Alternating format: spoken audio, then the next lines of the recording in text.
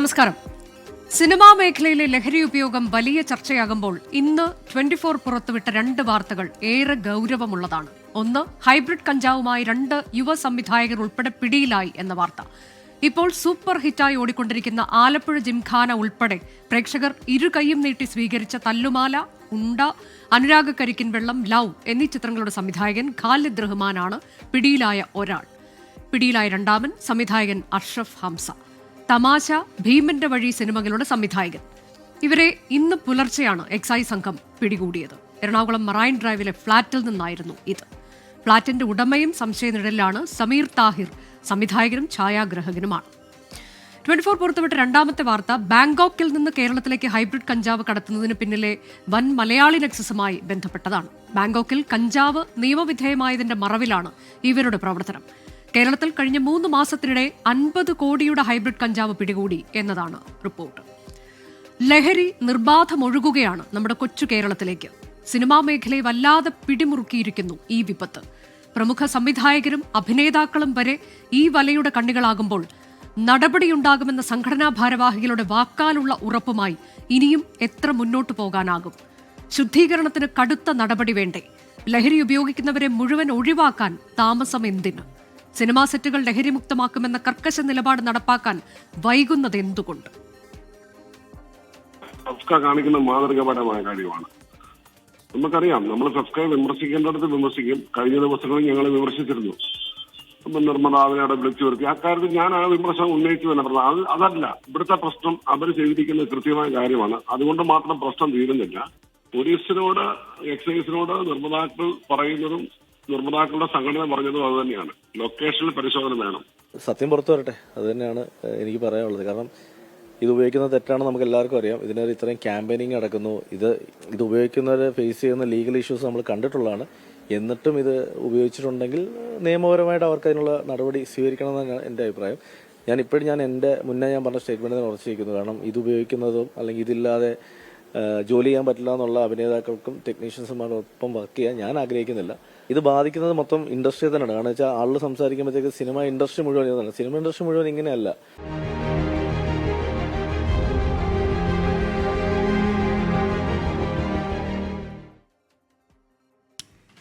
നമ്മൾ ഈ വിഷയം വിശദമായി ഇന്ന് പരിശോധിക്കുകയാണ്. ന്യൂസ് ഈവനിംഗിൽ അതിഥികളായി പങ്കെടുക്കുന്നവർ ശ്രീ ചിറക്കര മധു, റിട്ടയർഡ് അസിസ്റ്റന്റ് എക്സൈസ് കമ്മീഷണർ, ഒപ്പം തന്നെ ശ്രീ ബൈജു കൊട്ടാരക്കര, സംവിധായകൻ, സാമൂഹ്യ നിരീക്ഷകൻ ശ്രീ രാഹുൽ ഈശ്വർ എന്നിവരാണ്. ടെലിഫോൺ ലൈനിൽ നമ്മൾ സിനിമാ മേഖലയിൽ നിന്നുള്ള ചിലരെ പ്രതീക്ഷിക്കുകയും ചെയ്യുന്നുണ്ട്.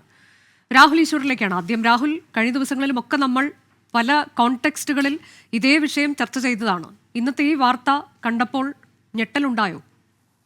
ഞെട്ടലുണ്ടായി. കാര്യം പ്രമുഖ സംവിധായകരാണ് ഇതിൽ. അദ്ദേഹത്തിന്റെ സിനിമ നമ്മളെല്ലാം ഈ അടുത്തുകൂടെ കണ്ടതാണ്. വളരെ വേദനാജനകമാണ്.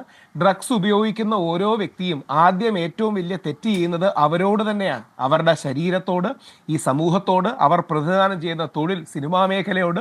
ഇത് ചെയ്യുന്നത് വളരെ മോശകരമാണ്. അവർക്ക് ശക്തമായ നിയമ നടപടി നേരിടണം. ആ നിയമ നടപടിക്ക് ശേഷം അവരെ തിരിച്ചു കൊണ്ടുവരാൻ എന്തെങ്കിലും പോസിബിലിറ്റി ഉണ്ടെങ്കിൽ അതും കൂടെ നമ്മൾ നോക്കണം. ഇവിടെ കൂടെ നമ്മൾ ശ്രദ്ധിക്കണം. ഒരു ഡയറക്ടർ ഇത് ഉപയോഗിക്കുമ്പോൾ താഴെയുള്ള എല്ലാവരും ഉപയോഗിക്കാനുള്ള ചാൻസ് അല്ലേ കൂടുതൽ? ഡ്രഗ് പെർമിസീവ്നെസ്, അഥവാ ഡ്രഗ് ഉപയോഗിക്കാൻ കഴിയുന്നു എന്ന തരത്തിലുള്ള ഉള്ളൊരു ഫീലിംഗ് അല്ലേ സെറ്റിനുള്ളിൽ ഉണ്ടാകുക? കാര്യം ഡയറക്ടർ പോലും ഉപയോഗിക്കുന്നു. അതിശക്തമായി നേരിടണം. അനുജാജി, ഞാൻ പല ചാനലുകളിലും പറയാറുണ്ട്, എല്ലാ വിഷയത്തിനും 2 വശങ്ങളുണ്ട്. പക്ഷേ ഡ്രഗ്സ് എന്ന വിഷയത്തിന് 2 വശമില്ല, ഒരൊറ്റ വശമേ ഉള്ളൂ.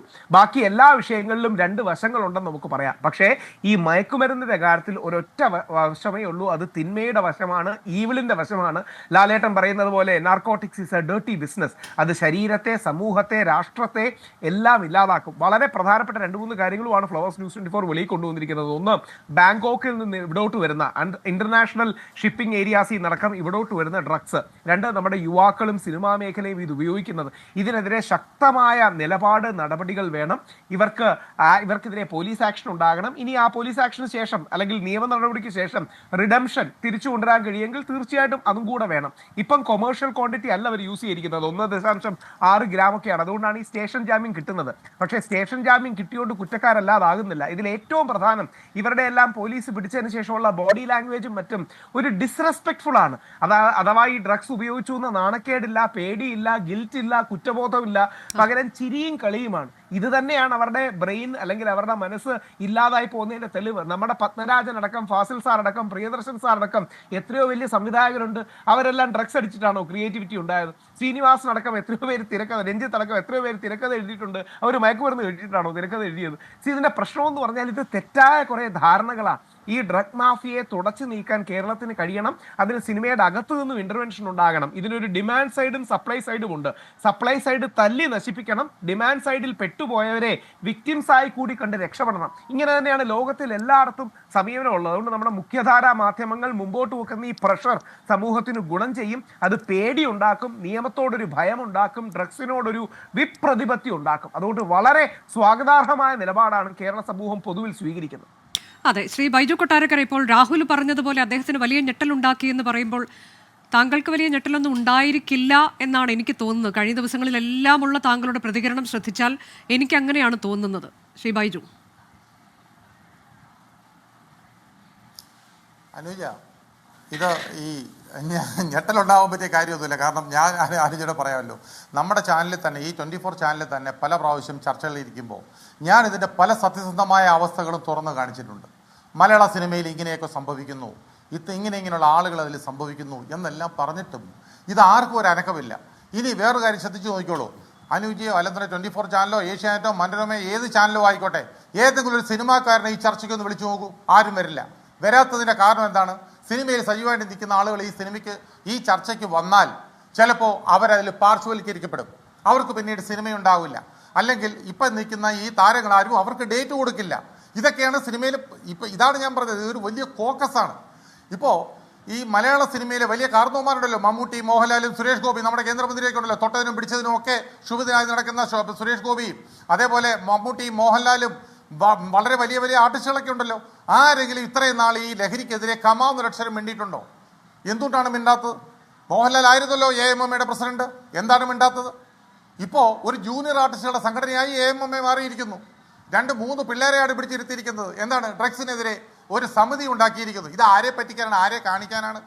വിനു മോഹനും അതേപോലെ പിന്നെ അൻസിബയും പിന്നീടുള്ളത് മറ്റേ സരയു മോഹനും, ഈ 3 പേരെയാണ് പിന്നെ ഇപ്പൊ ഒരു കമ്മിറ്റി ഉണ്ടാക്കി അവിടെ പിടിച്ചു വെച്ചിരിക്കുന്നത് അന്വേഷിക്കാൻ. അല്ല, അത് ഇപ്പോഴുണ്ടായൊരു ഡെവലപ്മെന്റ് അല്ലല്ലോ ശ്രീ ബൈജു കൊട്ടാരക്കര. ഇപ്പോൾ ഇതിലെ ലഹരി ഉപയോഗം എന്നുള്ളത് അത് ഈ കഴിഞ്ഞ ദിവസം നമ്മൾ ആദ്യമായി കേട്ടതൊന്നും അല്ലല്ലോ.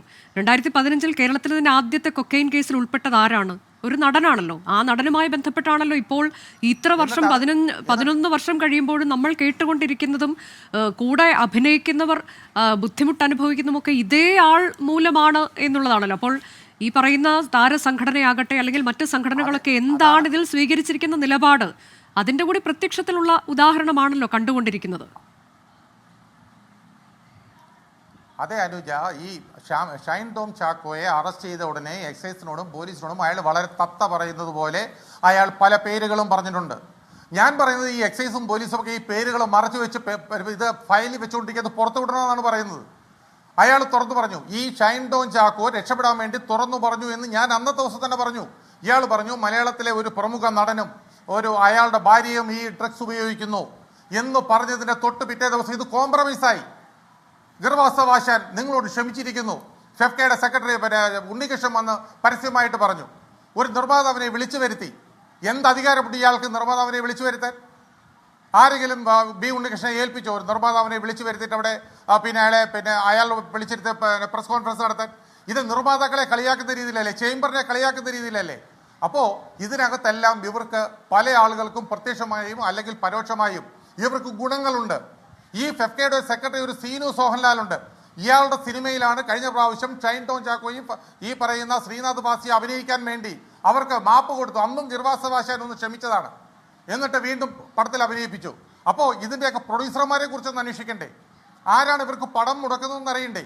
ഈ വരുന്ന നിർമ്മാതാക്കൾക്ക് അറിയാമല്ലോ. പുതിയതായി ഒരു നിർമ്മാതാവ് വരുവാണെങ്കിൽ ആ നിർമ്മാതാവിന് വളരെ വ്യക്തമായിട്ട് അറിയാം ആരൊക്കെയാണ് സിനിമയിൽ ഡ്രഗ്സ് ഉപയോഗിക്കുന്നത്. ഒന്നുമില്ലെങ്കിലും കുറച്ച് പരിചയം ഉണ്ടായിട്ടായിരിക്കുമല്ലോ ഇവർ വരുന്നത്. ഈ ഡ്രഗ്സ് ഉപയോഗിക്കുന്നവനെ എൻ്റെ സിനിമയിൽ വേണ്ട എന്നെന്താ ഇവർ പറയാത്തെ? ഞാൻ അതാണ്, അതൊക്കെ ചോദ്യങ്ങളാണ് ശ്രീ ബൈജു കൊട്ടാരക്കര. ഇപ്പൊ ഈ സൂത്രവാക്യം എന്ന സിനിമയിലേക്ക് തന്നെ വന്നാൽ അതൊരു പുതുമുഖ നിർമ്മാതാവും സംവിധായകനുമൊക്കെയാണ്. അവർ അന്ന് തുടർച്ചയായി വാർത്താ സമ്മേളനം നടത്തുന്നുണ്ടായിരുന്നു. വളരെ ആശങ്കയോടെയുള്ള വാക്കുകളാണ് അവർ പറഞ്ഞുകൊണ്ടിരിക്കുന്നത്. അതിൽ കുറേയൊക്കെ ന്യായമുണ്ട് താനും. തങ്ങളുടെ ആദ്യ സംരംഭമാണ്. അവിടെ ഇത്തരത്തിലേക്കൊരു കാര്യം ആ സെറ്റിൽ ഉണ്ടാകുന്നു എന്ന് പറയുമ്പോൾ ബാധിക്കുന്നത് ഞങ്ങളുടെ സിനിമയാണ്. ഞങ്ങൾ ആദ്യമായി ഇത്ര മെനക്കെട്ട് കഠിന പ്രയത്നത്തിലൂടെ ഞങ്ങൾ പുറത്തു കൊണ്ടുവരാൻ പോകുന്ന ഒരു ചിത്രത്തെ അത് ബാധിക്കാൻ പോകുന്നു എന്നുള്ള ആശങ്ക മുഴുവൻ ആ ചെറുപ്പക്കാരുടെ വാക്കുകളിൽ ഉണ്ടായിരുന്നു. അപ്പോഴും പക്ഷെ ചോദ്യമുണ്ട്, താങ്കൾ പറഞ്ഞതുപോലെ എന്തുകൊണ്ട് ഷൈൻ ടോം ചാക്കോ എന്ന ചോദ്യമുണ്ട്. എന്താണത്? ആ ഒരു നിലപാടെടുക്കാൻ ഇവർക്കൊക്കെ ബുദ്ധിമുട്ട് എന്താണ്? ഈ ഷൈൻ ടോം ചാക്കോ അല്ലാതെ മറ്റാരും ഇല്ല എന്നുണ്ടോ? ഷൈൻ ടോം ചാക്കോയ്ക്ക് മാത്രം ചെയ്യാൻ കഴിയുന്നതാണോ ഈ റോളുകൾ എന്നൊക്കെയുള്ള വളരെ പ്രധാനപ്പെട്ട ചോദ്യങ്ങളുണ്ട്. ഞാൻ താങ്കളിലേക്ക് എത്താം. ശ്രീ ചിറക്കര മധു നമുക്കൊപ്പമുണ്ട്. അദ്ദേഹം റിട്ടയർഡ് അസിസ്റ്റന്റ് എക്സൈസ് കമ്മീഷണറാണ്. കുറേ കാര്യങ്ങൾ ഇതിൽ എവിടെയാണ് പിടിമുറുക്കാൻ ഒരു ബുദ്ധിമുട്ട് അനുഭവപ്പെടുന്നുണ്ടെങ്കിൽ അതിനെക്കുറിച്ച് ഉൾപ്പെടെ അദ്ദേഹം പ്രതികരിക്കുമെന്നാണ് ഞാൻ കരുതുന്നത്. ശ്രീ ചിറക്കര മധു, 2 വർഷം മുൻപ് വലിയ വെല്ലുവിളികളൊക്കെ നമ്മൾ കേട്ടതാണ്. സിനിമാ സെറ്റിലേക്ക് വരൂ, പോലീസിൻ്റെ ഭാഗത്ത് നമ്മൾ അവർ ഒരു ഷാഡോ പോലീസിങ്ങിലേക്ക് പോകും, അല്ലെങ്കിൽ പോലീസ് പരിശോധനയുണ്ടാകും എന്നൊക്കെയുള്ള കാര്യങ്ങൾ പുറത്തുവിട്ടപ്പോൾ അന്ന് ബി ഉണ്ണികൃഷ്ണൻ നടത്തിയ ഒരു വാർത്താ സമ്മേളനമുണ്ട്. അദ്ദേഹം പറഞ്ഞത് ശക്തമായി പ്രതിരോധിക്കും. അതൊരു വെല്ലുവിളിയുടെ സ്വരമായിരുന്നു. പോലീസ് കടന്നു വരട്ടെ, ഞങ്ങൾ ശക്തമായി പ്രതിരോധിക്കും, അങ്ങനെ പോലീസ് സർവൈലൻസിൽ നിൽക്കേണ്ടവരല്ല സിനിമാക്കാർ എന്ന് പറഞ്ഞതാണ് ഫെഫ്കയുടെ ജനറൽ സെക്രട്ടറി ബി ഉണ്ണികൃഷ്ണൻ. ഇന്നിപ്പോൾ അദ്ദേഹം കഴിഞ്ഞ ദിവസങ്ങളിലൊക്കെ പറയുന്നത് മറ്റൊരു ശബ്ദത്തിലാണ്. അന്ന് 2 വർഷം മുൻപ് അതായിരുന്നു നിലപാട്. പോലീസിന് കാര്യമായിട്ട് എന്തെങ്കിലും ചെയ്യാൻ പറ്റിയോ എന്നെനിക്കറിയില്ല. എന്തുകൊണ്ടാണ് ഈ സിനിമാ മേഖലയിലേക്ക് പോലീസിനാകട്ടെ എക്സൈസിനാകട്ടെ നിർഭയം കടന്നു ചെല്ലാൻ കഴിയാത്തത്? ശ്രീ ചിറക്കര മധു. അതിനെക്കുറിച്ച് പറയുകയാണെന്നുണ്ടെങ്കിൽ കടന്നു ചെല്ലുന്നതിന് യാതൊരു തടസ്സവും എക്സൈസിൻ്റെയും പോലീസിൻ്റെയും മുന്നിലില്ല. പിന്നെ എന്തുകൊണ്ട് അങ്ങനെ ചെല്ലുന്നില്ല എന്ന് പറഞ്ഞാൽ, സിനിമാ മേഖല എന്ന് പറയുന്നത് വളരെ പ്രധാനപ്പെട്ട ഒരു തൊഴിൽ മേഖലയാണ്. 100 കണക്കിന് ആളുകൾ അതിനകത്ത് തൊഴിൽ ചെയ്യുന്നുണ്ട്. അത് ഒന്നാമത്തെ കാര്യം. 2 കോടിക്കണക്കിന് രൂപ ഇൻവെസ്റ്റ് ചെയ്യപ്പെടുന്ന ഒരു വലിയ ഇൻഡസ്ട്രിയാണ് സിനിമാ മേഖല എന്ന് പറയുന്നത്. അപ്പോൾ ഈ 2 കാരണങ്ങളെ മാനിച്ചുകൊണ്ടാണ് അവരുടെ ഉപദ്രവം ഉണ്ടാക്കേണ്ട, ശല്യം ഉണ്ടാക്കേണ്ട എന്നുള്ള ധാരണയിലാണ് പോലീസും എക്സൈസും എല്ലായ്പ്പോഴും അവിടെ ചെന്ന് ശല്യം ഉണ്ടാക്കുമ്പോൾ അത് അവർക്ക് ബുദ്ധിമുട്ട് തന്നെ ആയിത്തീരും. എന്നാൽ ഇപ്പോൾ സംഭവിച്ചിരിക്കുന്ന കാര്യത്തിൽ എനിക്ക് 2 തരത്തിലാണ് അതിനെക്കുറിച്ച് ഞാൻ പ്രതികരിക്കുന്നത്. ഒന്ന്, ഒരു ഖേദപ്രകടനമാണ്. കാരണം വളരെ നല്ല സിനിമകൾ എടുത്ത യുവാക്കളായ സംവിധായകർ, ലൈവായി നിൽക്കുന്ന സംവിധായകർ ഇത്തരം ഒരു സംഗതിയിൽ പെട്ടു എന്നുള്ളത് ഖേദകരമാണ്. എന്നാൽ എനിക്ക് സന്തോഷം ഉണ്ടാക്കുന്ന ഒരു കാര്യം എന്താണെന്ന് വെച്ചാൽ, സിനിമാ മേഖലയിൽ തന്നെ ഉള്ളവരിൽ നിന്നും ഇത്തരത്തിൽ മയക്കുമരുന്ന് ഉപയോഗിക്കുന്നുവെന്നും ഇപ്പോൾ അവിടെ ചെന്നാൽ മയക്കുമരുന്ന് കിട്ടും എന്നുള്ള വിവരം നൽകാൻ സിനിമാ മേഖലയിലുള്ളവർ തയ്യാറായി എന്നുള്ളത് വളരെ വിപ്ലവകരമായൊരു മാറ്റമാണ്. അത് എക്സൈസിനെയും പോലീസിനെയും വിശ്വാസത്തിൽ എടുത്തുകൊണ്ട് അവർ നൽകിയ വിവരപ്രകാരമാണ് ഇപ്പോൾ ഇന്നലെ റെയ്ഡ് നടന്നിട്ടുള്ളതെന്നുള്ളത് വ്യക്തമാണ്. അല്ലാതെ ഒരു കാരണവശാലും ഒരു സംവിധായകൻ്റെ മുറിയിലേക്ക് എക്സൈസിന് ഇടിച്ചു കയറി ചെന്ന് അവിടെ പരിശോധിക്കാൻ പറ്റില്ല, ഒന്നും കിട്ടത്തുമില്ല. അപ്പോൾ അതൊരു ശുഭോദർക്കമായ സംഗതിയാണ്. ഏറ്റവും വളരെ പ്രധാനപ്പെട്ട ഒരു സംഗതിയായി ഞാൻ മനസ്സിലാക്കുന്ന അതാണ്. അതെ, പക്ഷെ അപ്പോഴും ഞാൻ ചോദിച്ചത് ഇപ്പോൾ സിനിമാ സെറ്റുകളുമായി ബന്ധപ്പെട്ടാണല്ലോ അന്ന് പോലീസ് പറഞ്ഞു. അന്ന് കൊച്ചി സിറ്റി പോലീസ് കമ്മീഷണർ സേതുരാമന്റെ വാർത്താ സമ്മേളനമൊക്കെ ഞാൻ ഇപ്പോഴും ഓർക്കുന്നുണ്ട്. സിനിമാ സെറ്റുകളിലേക്ക് പരിശോധനയ്ക്കായി പോകും, ഷാഡോ പോലീസിങ്ങിനെ കുറിച്ച് അദ്ദേഹം പറയുന്നു. വേണ്ടി വന്നാൽ അതല്ലാതെ തന്നെ ഒരു പരിശോധന വേണ്ടി വന്നാൽ അങ്ങനെയൊക്കെ വിവരം കിട്ടി അല്ല അത് പോകുമെന്ന് പറയുന്നു. ഞങ്ങൾക്ക് കൃത്യമായ വിവരമുണ്ട്, ഇത് ആരൊക്കെ ഉപയോഗിക്കുന്നു, അതിൻ്റെ പേര് വിവരങ്ങൾ അടക്കം അറിയാം എന്നൊക്കെയാണ് സിറ്റി പോലീസ് കമ്മീഷണർ അന്ന് പറഞ്ഞത്. പക്ഷേ അപ്പോൾ 2 തട്ടിൽ നിന്നുകൊണ്ട് സിനിമാ സംഘടനകൾ അതിനെ എതിർക്കുന്ന കാഴ്ച നമ്മൾ കണ്ടു. പ്രൊഡ്യൂസേഴ്സ് അസോസിയേഷൻ സ്വാഗതം ചെയ്യുമ്പോൾ ഫെഫ്കയുടെ നിലപാട് ഞാൻ നേരത്തെ പറഞ്ഞതുപോലെ അദ്ദേഹം പറയുന്നത് ഇത് സിനിമാ സെറ്റിനെ കുറിച്ച്, ഷൂട്ടിങ്ങിനെ കുറിച്ചൊന്നും അറിയില്ല എന്ന് തോന്നുന്നു പോലീസിന്. അദ്ദേഹത്തിൻ്റെ വാർത്താ സമ്മേളനത്തിലെ വാചകങ്ങളായിരുന്നു ഇങ്ങോട്ട് വരട്ടെ, ഇത് സർവൈലൻസിൽ നിൽക്കേണ്ടുന്നൊരു കാര്യമല്ല സിനിമാ സെറ്റ് എന്നുള്ളത്, അങ്ങനെയെങ്കിൽ ഞങ്ങൾ ശക്തമായി പ്രതിരോധിക്കും എന്നൊക്കെ പറയുകയാണ്. അപ്പോൾ അതിനുശേഷം പിന്നെ കാര്യമായി എന്ത് നടപടികൾ ഉണ്ടായെന്ന് നമുക്കറിയില്ല. അതെന്തുകൊണ്ടാണ് ശ്രീ ചിറക്കര മധു? അത്തരത്തിലേക്കൊക്കെയുള്ള പരിശോധനകളും നിരീക്ഷണങ്ങളും ഒക്കെ ഉണ്ടെങ്കിൽ ഇത് ഇത്ര വ്യാപകമായി ഇങ്ങനെ ഇപ്പോഴും നമ്മുടെ യുവ നടിമാർക്കൊക്കെ പരാതിപ്പെടേണ്ടുന്ന ഒരു സാഹചര്യത്തിലേക്ക് കാര്യങ്ങൾ പോകുമോ? യഥാർത്ഥത്തിൽ ഈ നർക്കോട്ടിക്സ് നിയമത്തെക്കുറിച്ചുള്ള അറിവില്ല എന്നുള്ളതാണ് ഇത്തരത്തിൽ സംവിധായകരും മറ്റുമൊക്കെ പ്രതികരിക്കാൻ കാരണമെന്ന് ഞാൻ മനസ്സിലാക്കുന്നത്. കാരണം നർക്കോട്ടിക് നിയമം പോലെയുള്ള കർശനമായൊരു നിയമം ഇന്ത്യയിൽ തന്നെ അപൂർവമായ നിയമങ്ങളേ ഉള്ളൂ. അതിന് സിനിമാ സെറ്റെന്നോ സിനിമാ കാരവാനെന്നോ സംവിധായകൻ്റെ വീടെന്നോ സംവിധായകൻ്റെ മുറിയെന്നോ യാതൊരു വ്യത്യാസവുമില്ല. ഏത് സ്ഥലത്തും ആധികാരികമായി കടന്നു ചെല്ലാൻ എക്സൈസിലെയും പോലീസിലെയും അധികാരപ്പെട്ട. പക്ഷെ കടന്നു ചെല്ലുന്നുണ്ടോ? അതാണ് ഞാൻ ചോദിക്കുന്നത്. താങ്കൾക്ക് ഇപ്പോഴെങ്കിലും ചില കാര്യങ്ങൾ തുറന്നു പറയാൻ കഴിയുമെന്നാണ് ഞാൻ കരുതുന്നത്. എന്തുകൊണ്ട് കടന്നു ചെല്ലുന്നില്ല? അതിൻ്റെ കാര്യം ഞാൻ ആദ്യമേ വിശദീകരിച്ചു. നമ്മൾ ചെന്ന് ഒരു തൊഴിൽ മേഖലയിലെ അവിടുത്തെ ഒരു സമാധാന അന്തരീക്ഷം തകർക്കുന്ന രീതിയിൽ നമ്മുടെ ഒരു ഇടപെടൽ ഉണ്ടാകരുതെന്ന് കരുതി മാത്രമാണ് നമ്മൾ പോകാത്തത്. അല്ലാതെ ഇവരുടെ ഭീഷണി പയന്നോ ഇവരെന്തെങ്കിലും വിചാരിച്ചിട്ടൊന്നും അല്ല. അതെങ്ങനെയാണ് അത് ശ്രീ ചെറുക്കര മധു? അങ്ങനെ നമ്മൾ ഒരു തൊഴിലിടത്തിൽ ഇത്തരം ആളുകൾ ഉണ്ടാക്കുന്ന ബുദ്ധിമുട്ടുണ്ടല്ലോ, ഇത് സമൂഹത്തിന് തന്നെ ഇവർ വലിയ വിപത്താണല്ലോ. അപ്പോൾ ആ ഒരു തൊഴിലിടത്തെ കുറച്ചാളുകളെ നോക്കി നമ്മൾ അതിൽ നിന്ന് പിന്മാറുന്നു എന്ന് പറയുമ്പോൾ ആ കോസിനെ ബാധിക്കുകയല്ലേ അത്? ഒരിക്കലും നമ്മൾ പിന്മാറുന്നില്ല. നമുക്ക് കിട്ടുന്ന ഫീബിളായ ഇൻഫർമേഷൻ പോലും നമ്മൾ ഡെവലപ്പ് ചെയ്തിട്ട് കേസെടുക്കുന്നുണ്ട്. അതിൻ്റെ ഒരു ലക്ഷണമാണ് നമ്മൾ ഇന്നലെ കണ്ടതും കഴിഞ്ഞ ദിവസം ഷൈൻ ടോമിനെ പിന്തുടർന്ന് പോലീസുകാർ പിടികൂടാൻ പോയതും അതിന് മുമ്പ് നടന്ന സംഭവങ്ങളും. ഇപ്പോൾ ഒരു സ്ത്രീയെ ആലപ്പുഴയിൽ ഹൈബ്രിഡ് കഞ്ചാവായി പിടിച്ചപ്പോൾ അവരുടെ നിന്ന് ലിസ്റ്റ് കിട്ടിയിട്ടുണ്ട്. ഇതൊന്നും എടുത്തു ചാടി ചെയ്യുന്ന രീതിയല്ല നമ്മുടെ എൻഫോഴ്സ്മെൻറ്റ് ഉദ്യോഗസ്ഥന്മാർക്കുള്ള. ഒന്നും എടുത്തു ചാടി ചെയ്യാൻ പറ്റത്തില്ല. നേരത്തെ തന്നെ ചോദിച്ചു, പേരുകൾ കിട്ടിയിരുന്നല്ലോ, പുറത്തുവിടാൻ എന്താ? അങ്ങനെയൊന്നും പുറത്തുവിടാൻ കഴിയില്ല. ഒരു വ്യക്തിക്ക് വ്യക്തി സ്വാതന്ത്ര്യമുണ്ട്. അദ്ദേഹത്തിൻ്റെ വ്യക്തി സ്വാതന്ത്ര്യത്തെ തടസ്സം വരാത്ത രീതിയിൽ മാത്രമേ ഞങ്ങൾക്ക് പ്രവർത്തിക്കാൻ കഴിയുള്ളൂ. ഇപ്പോൾ ഒരാളുടെ എക്സ് എന്ന് പറയുന്നതിലുള്ള പേര് ഒരാളുടെ വായിൽ നിന്ന് കിട്ടിയ ഉടനെ നിങ്ങളോട് മാധ്യമങ്ങളോട് അത് പറയാൻ പറ്റത്തില്ല. അങ്ങനെ പറഞ്ഞുകൂടാ. ഞങ്ങൾ അദ്ദേഹത്തെ പുറത്തുവിടണമെന്ന് നമ്മൾ പറയുന്നില്ല. അത് ഞാൻ നേരത്തെ പറഞ്ഞത് ശ്രീ മധു, ഞാൻ നേരത്തെ പറഞ്ഞു, അതായത് സിറ്റി പോലീസ് കമ്മീഷണർ ആ ദിവസം 2 വർഷം മുൻപ് വാർത്താ സമ്മേളനം നടത്തുമ്പോൾ പറഞ്ഞതാണ്, ഞങ്ങൾക്ക് പേര് വിവരങ്ങൾ ഉൾപ്പെടെ കൃത്യമായി ഉണ്ട്. അപ്പോൾ വേണ്ടി വന്നാൽ അങ്ങനെ ഒരു പരിശോധനയിലേക്ക് അവരുടെ അടുത്തേക്കൊക്കെ ചെന്ന് ഒക്കെയുള്ള പരിശോധന, നിരീക്ഷണം, അതൊക്കെ വേണ്ടി വന്നാൽ ഉണ്ടാകുമെന്ന് അദ്ദേഹം പറഞ്ഞതാണ്. അല്ലാതെ പേര് വിവരങ്ങൾ അങ്ങനെ പുറത്തുവിടണമെന്ന് നമ്മൾ ഒരിക്കലും ആവശ്യപ്പെടുന്നില്ല. കൃത്യമായ പിടിക്കപ്പെടലോ തെളിവോ ഒക്കെ ഇല്ലാതെ നമ്മളും ആഗ്രഹിക്കുന്നില്ല. ഞാൻ താങ്കളിലേക്ക് എത്താം. രാഹുൽ ഈശ്വർ, ഇപ്പോൾ ഈ വിഷയത്തിൽ സിനിമാ സംഘടനകളുടെ ആത്മാർത്ഥതയെക്കുറിച്ച് താങ്കൾക്ക് എന്താണ് പറയാനുള്ളത്? ഈ 2 തട്ടിലായി നിന്നുകൊണ്ടുള്ള പ്രതികരണമാണ് നമ്മൾ ഈ കഴിഞ്ഞ കാലത്തൊക്കെ കണ്ടിട്ടുള്ളത്. ഏറ്റവും ഒടുവിൽ കഴിഞ്ഞ ദിവസം ഫെഫ്കയുടെ ബി ഉണ്ണികൃഷ്ണൻ തന്നെ ഇനി ഒരു വിട്ടുവീഴ്ചയുമില്ല, പക്ഷെ ഒരവസരം കൂടി കൊടുക്കണമെന്നാണ് അവിടെയും പറയുന്നത്. നേരത്തെ ബൈജു കൊട്ടാരക്കര പറഞ്ഞ പോലെ ഈ സിനിമയുടെ സംവിധായകരെ, നിർമ്മാതാവിനെയൊക്കെ വിളിച്ചു വരുത്തിക്കൊണ്ട് സംസാരിച്ചൊരു കോംപ്രമൈസ് ടോക്കിന്റെ ലെവലിലാണ്. അപ്പോഴും പക്ഷെ ലഹരിക്കെതിരാണ് ഞങ്ങൾ എന്നൊക്കെ പറയുന്നുണ്ട് ഒരു ഭാഗത്ത്. എന്നാൽ പ്രൊഡ്യൂസേഴ്സ് അസോസിയേഷൻ ഇക്കാര്യത്തിൽ കുറച്ചുകൂടി കർക്കശമായ അത് പറ്റില്ല എന്ന് പറയുകയാണ്. അപ്പോൾ ഇതിലെന്താണ് ഇവരുടെ ആത്മാർത്ഥത, രാഹുൽ? അല്ല അനുജാജി, നമ്മൾ പലപ്പോഴും നമ്മുടെ സംസാരം പോലെയല്ല പ്രായോഗിക തലത്തിൽ പ്രാക്ടിക്കലിൽ ഇത് എൻഫോഴ്സ് ചെയ്യുന്നത്. ഇപ്പോൾ ഉദാഹരണം, ഏതെങ്കിലും ഒരു ഇൻഫർമേഷൻ ഉണ്ടായിരിക്കട്ടെ, ഒരു സിനിമാ സെറ്റിലേക്ക് കടന്നു ചെന്നാൽ വലിയ രീതിയിൽ വാർത്തയാവും. നമ്മുടെ ചാനലുകളെല്ലാം ആ രീതിയിൽ വാർത്തയും മറ്റും കൊടുക്കും. ഒരുപക്ഷെ അത് ശരിയാകാം, തെറ്റാകാം, എന്തെങ്കിലും ഒരു എലിമെന്റ് ഉള്ളതാകാം. ആ സിനിമയെ അത് ബാധിക്കും, അതിൻ്റെ OTT റൈറ്റ്സിനെ അത് ബാധിക്കും, സിനിമയുടെ തിയേറ്റർ റിലീസിനെ അത് ബാധിക്കും. നൂറുകണക്കിന് ആൾക്കാരുടെ, ഇത് യാതൊരു തെറ്റും ചെയ്യാത്ത നൂറുകണക്കിന് ആൾക്കാരുടെ ജീവിതത്തെ കൂടെ ബാധിക്കും. അവിടെയാണ് വിൻസി കാണിച്ച പക്വതയും മെച്യൂരിറ്റിയും നമ്മളെല്ലാം ഒരു സമൂഹം എന്ന രീതി കാണിക്കേണ്ടത്. വിൻസിക്ക് ദുരനുഭവം ഉണ്ടായിട്ടും വിൻസി കൊടുത്തപ്പോൾ സിനിമയുടെ പേരോ ആളുടെ പേരോ അല്ല കൊടുത്തത്. കാരണം ഇനിയും ഇത് ഉണ്ടാകരുത് എന്ന നിശ്ചയദാർഢ്യമായിരുന്നു വിൻസിക്ക് പിന്നിൽ. അതുകൊണ്ടാണ് വിൻസിക്ക് വലിയൊരളവ് വരെ വലിയൊരു സപ്പോർട്ട് നമ്മുടെ പൊതുസമൂഹത്തിൽ നിന്ന് കിട്ടിയത്. 1 or 2 എതിർ വോയിസ് ഉണ്ടായി കാണാം, പക്ഷേ വലിയൊരു ശതമാനം വിൻസിയെ സപ്പോർട്ട് ചെയ്യേണ്ട കാര്യം ഇതൊരു സർജിക്കൽ പ്രിസിഷനോടെ, അതായത് ഒരു ഡോക്ടർ സർജറി ചെയ്യുന്ന മികവോടുകൂടി നമുക്ക് ചെയ്തെടുക്കാൻ കഴിയണം. ശ്രീ ബി ഉണ്ണികൃഷ്ണൻ അങ്ങനെ നേരത്തെ പറഞ്ഞു എന്നുള്ളത് ശരിയാണ്. എന്നാൽ പിന്നീട് ശ്രീ ബി ഉണ്ണികൃഷ്ണൻ അടക്കം, ശ്രീ സജീവ് നന്ദിയാട്ട് അടക്കം ഒരുപാട് സിനിമാ മേഖലയിൽ പ്രവർത്തിക്കുന്നവർ മഫ്തിയിൽ ഇത് അന്വേഷിക്കുകയാണെങ്കിലോ വരികയാണെങ്കിലോ പ്രശ്നമില്ല എന്ന് പറഞ്ഞു. ഒന്ന് ആലോചിച്ച് നോക്കുക, നമ്മുടെ ഒരു സിനിമാ സെറ്റിലേക്ക് ഒരുപാട് പേരുള്ളതാണ്, അതിന്റെ ക്യാഷ്, അതിന്റെ ക്രിയേറ്റിവിറ്റി തുടങ്ങിയ കാര്യങ്ങൾ ഉള്ളതാണ്.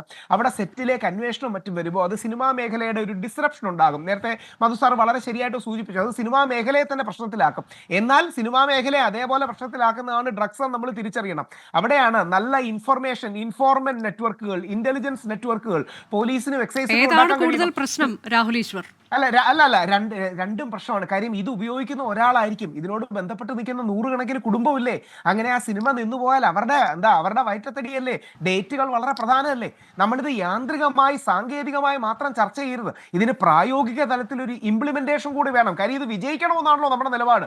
ഇത് നമുക്ക് കയ്യടി കിട്ടാനോ അല്ലെങ്കിൽ ആരെങ്കിലും നമ്മൾ പറയുന്ന നിലപാടുകൾക്ക് ഗാംഭീര്യം ഉണ്ടെന്ന് പറയാനല്ലല്ലോ. പ്രായോഗികമായി ഇത് വിജയിക്കണമെങ്കിൽ സിനിമാ മേഖലയുടെ സപ്പോർട്ട് വേണം. നേരത്തെ പറഞ്ഞതുപോലെ മഫ്തി ആയിട്ടുള്ള പോലീസിംഗ്, ഷാഡോ പോലീസിംഗ്, ഇന്റലിജൻസ്, ഇൻഫോർമെന്റ് സംവിധാനം, ഇതുപോലുള്ള കാര്യങ്ങൾ എടുക്കണം. നേരത്തെ മധുസാറ് പറഞ്ഞതിൽ വളരെ പ്രസക്തമായ ഒരു കാര്യമുണ്ട്.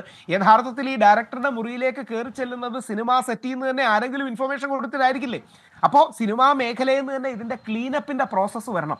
നമുക്ക് അപ്രായോഗികമായ നിലപാടുകൾ മുമ്പോട്ട് വെക്കുകയല്ല, പ്രായോഗിക തലത്തിൽ ഇത് എടുക്കണം. രണ്ട്, ശ്രീ ബി ഉണ്ണികൃഷ്ണന്റെ നിലപാടും പിന്നീട് ശ്രീ സജി നന്ദയാന്റെ നിലപാടും ഒക്കെ പിന്നീട് വളരെ മെലോ ഡൗൺ ചെയ്യുകയും അങ്ങനെ പോലീസ് തീർച്ചയായും സെറ്റിൽ അന്വേഷിക്കണം. പക്ഷേ അത് സിനിമയെ ഡിസ്റ്റർബ് ചെയ്യുന്ന രീതിയിലാവരുത്. അതിഥികളിലേക്ക് എത്താം, താങ്കളിലേക്കും ഞാൻ തിരികെ എത്താമാണ്. ശ്രീ ബൈജു കൊട്ടാരക്കര, ഇപ്പോൾ ഇതിൽ പ്രായോഗികമായ ചില കാര്യങ്ങളൊക്കെ നോക്കണം എന്ന് പറയുകയാണ്. അതിൽ നമ്മൾക്കത് മനസ്സിലാകുന്നുണ്ട്. പക്ഷെ അങ്ങനെയെങ്കിൽ ഈ സിനിമാ സംഘടനകൾ കുറച്ചുകൂടി അക്കാര്യത്തിൽ ആത്മാർത്ഥതയോടെയുള്ള നിലപാട് സ്വീകരിച്ചാൽ, ഇപ്പോൾ നമ്മൾ ഈ എക്സൈസും പോലീസും ഒക്കെ അങ്ങോട്ടേക്ക് എത്തുന്നതിൽ നിന്ന് ഒക്കെ അവർക്ക് പിന്മാറാമല്ലോ. സിനിമാ സംഘടനകൾ കുറച്ചുകൂടി ഇതിൽ കർക്കശമായ നിലപാട് സ്വീകരിച്ചാൽ, ഈ വാക്ക് നൽകുന്നതിനപ്പുറത്തേക്ക്. അത് നമുക്ക് പറയാമെന്നുള്ളത് മാത്രമേ ഉള്ളൂ. ഇപ്പോൾ നേരത്തെ രാഹുൽ ഈശ്വർ പറയുന്നത് കേട്ടു, 100 കണക്കിന് ആൾക്കാർ ജോലി ചെയ്യുന്നവരാണ്. 100 കണക്കിനല്ല രാഹുൽ, ഏതാണ്ട് 1000കണക്കിന് കുടുംബങ്ങൾ ഒരു സിനിമ കൊണ്ട് ജീവിക്കും, പ്രത്യക്ഷമായും പരോക്ഷമായും. ഏതാണ്ട് 1200ഓളം ഫാമിലികളാണ് ജീവിക്കുന്ന ഒരു സിനിമ കൊണ്ട്, പ്രത്യക്ഷം മുതൽ അതിൻ്റെ സ്ക്രിപ്റ്റ് മുതൽ തിയേറ്ററിലെത്തുന്ന പോസ്റ്റ് ഒട്ടിക്കുന്ന ആൾ വരെയുള്ള ആ കുടുംബങ്ങൾ. ശരിയാണ്, ഒരു സിനിമ നശിച്ചാൽ അങ്ങനെയാണ്. പക്ഷേ ഒരു സിനിമയിലെ ഏതെങ്കിലും ഒരു ടെക്നീഷ്യനോ ആ താരങ്ങളെ കൊണ്ടോ ഇതേപോലെ ഡ്രഗ്സ് ഉപയോഗിക്കുന്നത് നമ്മുടെ സമൂഹത്തിൽ പടർന്നു പിടിച്ചാൽ ഈ 1200 ഫാമിലിക്ക് പകരം 12000 ആളുകൾ ഈ ഡ്രഗ്സിൽ നശിച്ചു പോകും എന്നുള്ളതാണ് മറ്റൊരു സത്യം.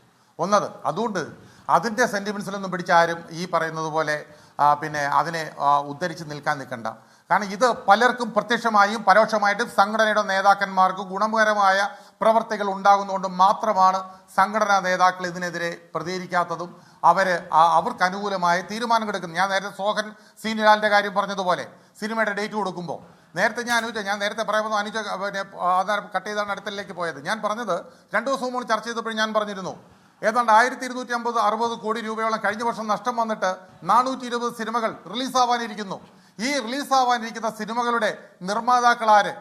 ഇത് ഈ പറയുന്ന ഡ്രഗ്സ് ഉപയോഗിച്ചു എന്ന് പറയുന്ന ആളുകളുടെ സിനിമകൾ എത്ര എണ്ണം റിലീസാകാനിരിക്കുന്നു? അതിന് നിർമ്മാതാക്കളാര്? ഇതിന്റെ ഫണ്ട് എവിടുന്ന് വരുന്നു? ഇത് സർക്കാർ അന്വേഷിക്കട്ടെ. ഇതെന്താ അന്വേഷിക്കാത്തത്? ഇത് വെറുതെ കിടന്ന് വായു കൊണ്ട് പറഞ്ഞാൽ മാത്രം മതിയോ? ഇത് ഗവൺമെന്റ് അന്വേഷിക്കണമെന്നേ. ഇത് അന്വേഷിച്ചാൽ ഇതിന്റെ സത്യാവസ്ഥ പുറത്തു വരും. ഇനി അതുമാത്രമല്ല, മനോജ് എബ്രഹാം എന്ന് പറയുന്ന നമ്മുടെ ADGP ആയിട്ട് ഇപ്പോൾ സ്ഥാനം കയറ്റി പോയ ആള്, മനോജ് എബ്രഹാമിന് വളരെ വ്യക്തമായിട്ട് അദ്ദേഹത്തിന് ഈ പേരുകൾ മനസ്സിലാക്കി എന്നാണ് ഞാൻ അറിയുന്നത്. 26-ാം തീയതി ഒരു ചർച്ച വെച്ചിരുന്നു. ആ ചർച്ചയൊക്കെ ഇപ്പോൾ മാറ്റിവെച്ചു. എന്തുകൊണ്ടാണ് മാറ്റിവെച്ചത്? ഇതാണ് നമ്മുടെ ഗവൺമെന്റിന്റെ കാര്യങ്ങളിലാണെങ്കിലും ശരി, ഒരു കാര്യങ്ങളിലേക്ക് അടുത്ത് വരുമ്പോൾ പെട്ടെന്ന് അതിനൊരു മാറ്റം ഉണ്ടാകും. പണ്ട് നടിയാക്രമിക്കപ്പെട്ട കേസിൽ ADGP ശ്രീജിത്തിനെ ഒരു സുപ്രഭാതത്തിൽ കേസിന്റെ വിചാരണ തുടങ്ങുന്ന തലേദിവസം മാറ്റിയതുപോലെ ഇവിടെ ഇപ്പോൾ മനോജ് എബ്രഹാമിന് പ്രൊമോഷൻ കൊടുത്ത് മാറ്റിവെച്ചിരിക്കുന്നു. ഈ ഏരിയനെ പറഞ്ഞു വിട്ടു. ശ്രീ ചിറക്കര മധു എന്ന് പറയുന്ന അദ്ദേഹം റിട്ടയർഡ് എക്സൈസ് ഓഫീസറാണ്. അദ്ദേഹം അറിയാൻ വേണ്ടി ഒരു കാര്യം ചോദിക്കട്ടെ.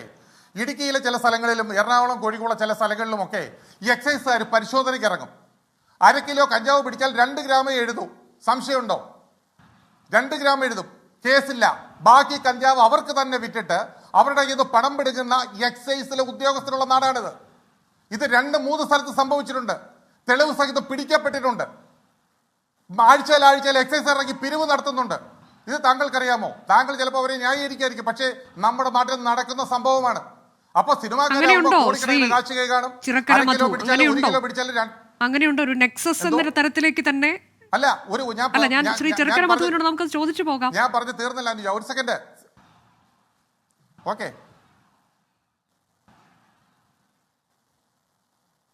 ചിറക്കര മധു കേൾക്കാമോ? എനിക്ക് പറയാമോ? പറഞ്ഞോളൂ. പറയട്ടോ, എനിക്ക് പറയാമോ? പറഞ്ഞോളൂ.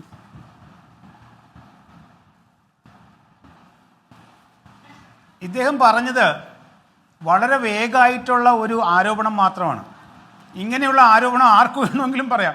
പോലീസുകാർ അവിടെ പൈസ മേടിച്ചു, എക്സൈസുകാർ ഇവിടെ പൈസ മേടിച്ചു, അവിടെ കഞ്ചാവും മറിച്ചു വിറ്റു എന്നൊക്കെ ആർക്ക് വേണമെങ്കിലും പറയാവുന്നേ ഉള്ളൂ. നിങ്ങൾ അങ്ങനെയുള്ള വിവരം കിട്ടിയാൽ കൃത്യമായും അവിടുത്തെ ഡെപ്യൂട്ടി കമ്മീഷണറെയോ എക്സൈസ് കമ്മീഷണർക്കോ ഇന്നയാൾ ഇന്നതുപോലെ കുറ്റം ചെയ്തെന്നും പറഞ്ഞുകൊണ്ട് വിവരം അറിയിച്ച സെക്കൻഡിൽ അയാൾ വെളിയിലാവും, അയാൾക്കെതിരെ കേസ് വരും. ഇതേ കേസ് വരും. ഒരാൾ കഞ്ചാവ് വാങ്ങി മറിച്ച് വേറൊരാൾക്ക് വിറ്റു എന്ന് പറഞ്ഞാൽ സെയിം സെക്ഷൻ ഇട്ട് ആ ഉദ്യോഗസ്ഥനെതിരെ കേസ് വരും. അതുകൊണ്ട് ഇങ്ങനെ വേഗമായിട്ടുള്ള സംഭാഷണങ്ങൾ TV-യിലൊക്കെ വന്നിരുന്ന് പറയരുത്, മണ്ടത്തരമാണ്. ശരി, ബൈജു കൊട്ടാരക്കര, താങ്കൾക്ക് നേരത്തെ പറഞ്ഞത് പൂർത്തിയാക്കാം. ഒരു മണ്ടത്തരമല്ല ശ്രീ ചിറക്കര മധു. അല്ലല്ല, അത് മണ്ടത്തരമല്ല ശ്രീ ചിറക്കര മധു. അത് ഈ നാട്ടിൽ നടന്ന സംഭവമാണ്. ഇപ്പോഴും ആഴ്ചയിൽ ഇറങ്ങി പിരിവ് നടത്തുന്ന ഒരു എക്സൈസ് ഓഫീസറുള്ള നാടാണിത്. വേണമെങ്കിൽ പേര് സഹിതം ഞാൻ തരാം, താങ്കൾക്ക് തരാം, പരസ്യമായിട്ട് പറയുന്നില്ല. അല്ല, അത് പരാതിപ്പെടണമെന്നാണ് പറയുന്നത്. ബൈജു, അത് അങ്ങനെയൊക്കെ ഉണ്ടെങ്കിൽ നമ്മളത് പരാതി കൊടുത്താൽ നടപടി ഉണ്ടാകുമെന്നാണ്. അനുജ എനിക്കൊരു വിവരം കിട്ടിയിട്ടുണ്ടെങ്കിൽ ആ വിവരം 100% അത് അധികൃതരെ അറിയിക്കുന്ന ആളാണ് ഞാൻ. ഈ വിവരവും ഞാൻ അധികൃതരെ അറിയിക്കും. അല്ലാതെ ശ്രീ ചിറക്കര അത് പറഞ്ഞ പോലെ വേഗമായിട്ട് പറഞ്ഞേക്ക് പോകും, വെറുതെ പറയുന്നതുമല്ല. ഇന്നലെ ഈ അനുജ ഒറ്റ സെക്കൻഡ് ഒരു കാര്യം പറയട്ടെ. ഇന്നലെ റെയ്ഡ് നടന്ന ഖാലിദിനെയൊക്കെ പിടിച്ച ആ സെയിം സ്ഥലത്ത് ആ ഫ്ലാറ്റിൽ തന്നെ താമസിക്കുന്ന ചില സിനിമാക്കാർ, അവരുടെ ഫ്ലാറ്റിലൊക്കെ ഈ ലഹരിയുടെ കുത്തൊഴുക്കാണെന്നാണ് പറഞ്ഞത്. അറിയോ നിങ്ങൾക്ക് ആർക്കെങ്കിലും? ഒന്ന് അന്വേഷിച്ച് നോക്കട്ടെ. അതേ സെയിം ഫ്ലാറ്റിൽ ഇത് നടന്ന അതേ ഫ്ലാറ്റിൽ, അതായത് ഇന്നലെ റെയ്ഡ് നടന്ന അതേ ഫ്ലാറ്റിൽ അവിടെ താമസിക്കുന്ന ചില സിനിമാക്കാർ കൂട്ടമായിട്ട് ഇത് ഉപയോഗിക്കാൻ വേണ്ടി ഫ്ലാറ്റ് എടുത്ത് അവിടെ താമസിക്കുന്നു. ഇത് അന്വേഷിക്കുന്നുണ്ടോ? ആരന്വേഷിക്കുന്നു? ഏത് സിനിമാ സെറ്റിൽ ചെന്നാൽ എക്സൈസുകാർക്ക് എന്താണ് കുഴപ്പം? പോലീസുകാർക്ക് എന്താണ് അവിടെ ചെന്നാൽ കുഴപ്പം? എന്താണ്? ആരെങ്കിലും തടയുമോ? ബി ഉണ്ണികൃഷ്ണൻ ആരാണ് തടയാൻ? ഇയാൾക്ക് എന്താ ഈ നാട് പതിച്ചു കൊടുത്തിട്ടുണ്ടോ? ഫെഫ്കേവ് പതിച്ചു കൊടുത്തിട്ടുണ്ടോ? മലയാള സിനിമ ഇൻഡസ്ട്രി അവിടെ ആരെങ്കിലും പോയി കഴിഞ്ഞാൽ എന്താണ് കുഴപ്പം? പോയി പരിശോധിക്കണമെന്നേ. ഡ്രസ് ഇട്ടുണ്ടല്ല, അവർക്ക് സിവിൽ ഡ്രസ് ഇപ്പോൾ ആവുമല്ലോ. അപ്പൊ ഇതൊക്കെ ഒഴുക്കം മറ്റുള്ള ഇടപാടുകളാണ്. മനോജ് പ്രാമിനെ ഇന്ന് പറഞ്ഞു മാറ്റിയതുപോലെ 100 കണക്കിന് കേസ് കെട്ടൽ ഇവർക്കെല്ലാം അറിയാം. ഇത് മാറ്റാനും മറിക്കാനും ഒക്കെ ഡിപ്പാർട്ട്മെന്റുകളിൽ തന്നെ ആളുകളുണ്ടെന്ന് വെച്ചോളൂ. അല്ലെങ്കിൽ പിന്നെ എങ്ങനെയാണ് മാറുന്നത്? അപ്പൊ ഇതിന് എല്ലാത്തിനും പഴുതടച്ച് കൊണ്ടുപോകണമെങ്കിൽ നീതിയുക്തമായ ഒരു സംവിധാനം നമ്മുടെ നാട്ടിൽ വേണം.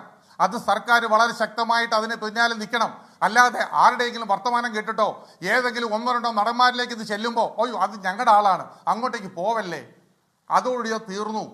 ഷൈൻ ടോം ചാക്കോ പറഞ്ഞു, ഒരു നടനും അദ്ദേഹത്തിന്റെ ഭാര്യയും ഉൾപ്പെടെയുള്ള ആളുകൾ ഈ സിനിമയ്ക്കകത്ത് ഇത് ഉപയോഗിക്കുന്നു എന്നുള്ളത് പേര് സഹിതം എക്സൈസിന് കൊടുത്തിട്ട് പിറ്റേ ദിവസം അത് പിന്നെ കോംപ്രമൈസ് ആക്കി. നേരത്തെ രാഹുൽ ഈശ്വർ പറഞ്ഞു വിൻസി കാണിച്ചത് വളരെ വലിയൊരു കാര്യമാണെന്ന്. എന്ത് വലിയ കാര്യമാണ്? ഈ വിൻസി ഈ പരാതിയും കൊടുത്തിട്ട് പിറ്റേ ദിവസം രാവിലെ എല്ലാവരെയും പിന്നെ ഒരുമാതിരി കുരങ്ങ് കളിപ്പിച്ചുകൊണ്ട് ഇതായില്ലേ? എന്ത് കോംപ്രമൈസ് ആയില്ലേ? എന്തിനാണ് കോംപ്രമൈസ് ആയത്? അവർക്ക് തൻ്റെ ഉണ്ടെങ്കിൽ തുറച്ചു നിൽക്കില്ലേ? അവരെയല്ലേ ആക്ഷേപിച്ചത് ഷൈൻ ടോം ചാക്കോ?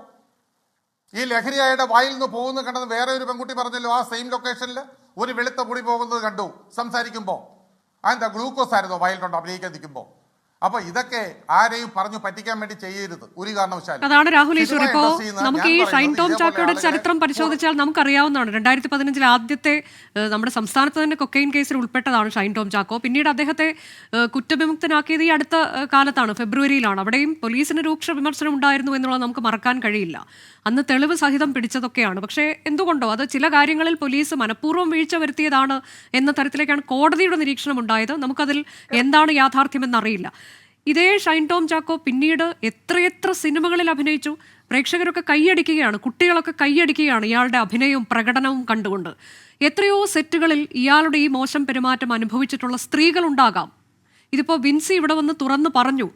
തീർത്തും അസഹനീയമായൊരു ഘട്ടത്തിൽ ചില കാര്യങ്ങൾ തുറന്നു പറയാൻ അവർ നിർബന്ധിതയാവുകയായിരുന്നു. അത് തന്നെയും ആദ്യം പറഞ്ഞത് എങ്ങനെയാണ്? ഇനി ഇങ്ങനെയുള്ളവർക്കൊപ്പം അഭിനയിക്കില്ല എന്നൊരു വീഡിയോ ഇടുന്നു. അതിന് രൂക്ഷ വിമർശനം വന്നപ്പോഴാണ് എന്താണ് സംഭവം, അപ്പോഴും പേരൊന്നും പറയുന്നില്ല. പക്ഷേ ഇതിങ്ങനെ പിന്നീട് പരാതി കൊടുക്കാനൊക്കെ നിർബന്ധിതയാവുകയായിരുന്നു എന്ന് വേണമെങ്കിൽ പറയാം. ഏതായാലും അങ്ങനെ പ്രതികരിച്ചു എന്നുള്ളത് അഭിനന്ദനാർഹമാണ്, തർക്കമില്ല. പിന്നീട് മറ്റൊരു അതേ സെറ്റിലുണ്ടായിരുന്ന നടിയും പറയുന്നു. പക്ഷെ എത്രയെത്ര പേർ ഇത് അനുഭവിച്ചിട്ടുണ്ടാകാം രാഹുൽ ഈശ്വർ. അപ്പോൾ ഈ പറയുന്ന ഈ സിനിമാ സംഘടനകളുടെ തലപ്പത്തിരിക്കുന്നവരൊക്കെ എന്താണ് ഇതിനെ പ്രോത്സാഹിപ്പിച്ചുകൊണ്ടിരിക്കുകയല്ലേ രാഹുൽ? അല്ല, അവിടെയാണ് അനുജാജി ഇപ്പം ശ്രീ ബൈജു കൊട്ടാരക്കര പറഞ്ഞതിൽ യോജിപ്പുള്ള കാര്യവും വിയോജിപ്പുള്ള കാര്യം പറയാം. അദ്ദേഹം പറഞ്ഞതിൽ വളരെ യോജിപ്പുള്ളൊരു കാര്യമാണ്. സിനിമാ മേഖലയിലെ പലരും ഇതിന് പ്രതികരിക്കാറില്ല. ഒരുപക്ഷെ ഒരു ശ്രീ ബൈജു കൊട്ടാരക്കരയോ ഒരു ശ്രീ സജി നന്ദിയാട്ടോ ഒരു ശ്രീ ബി ഗോപാലകൃഷ്ണനോ അല്ല ഒരു ശ്രീ ബി ഉണ്ണികൃഷ്ണനോ അടക്കമുള്ള കുറച്ചു പേരെ മാത്രമേ നമ്മൾ കാണാറ്.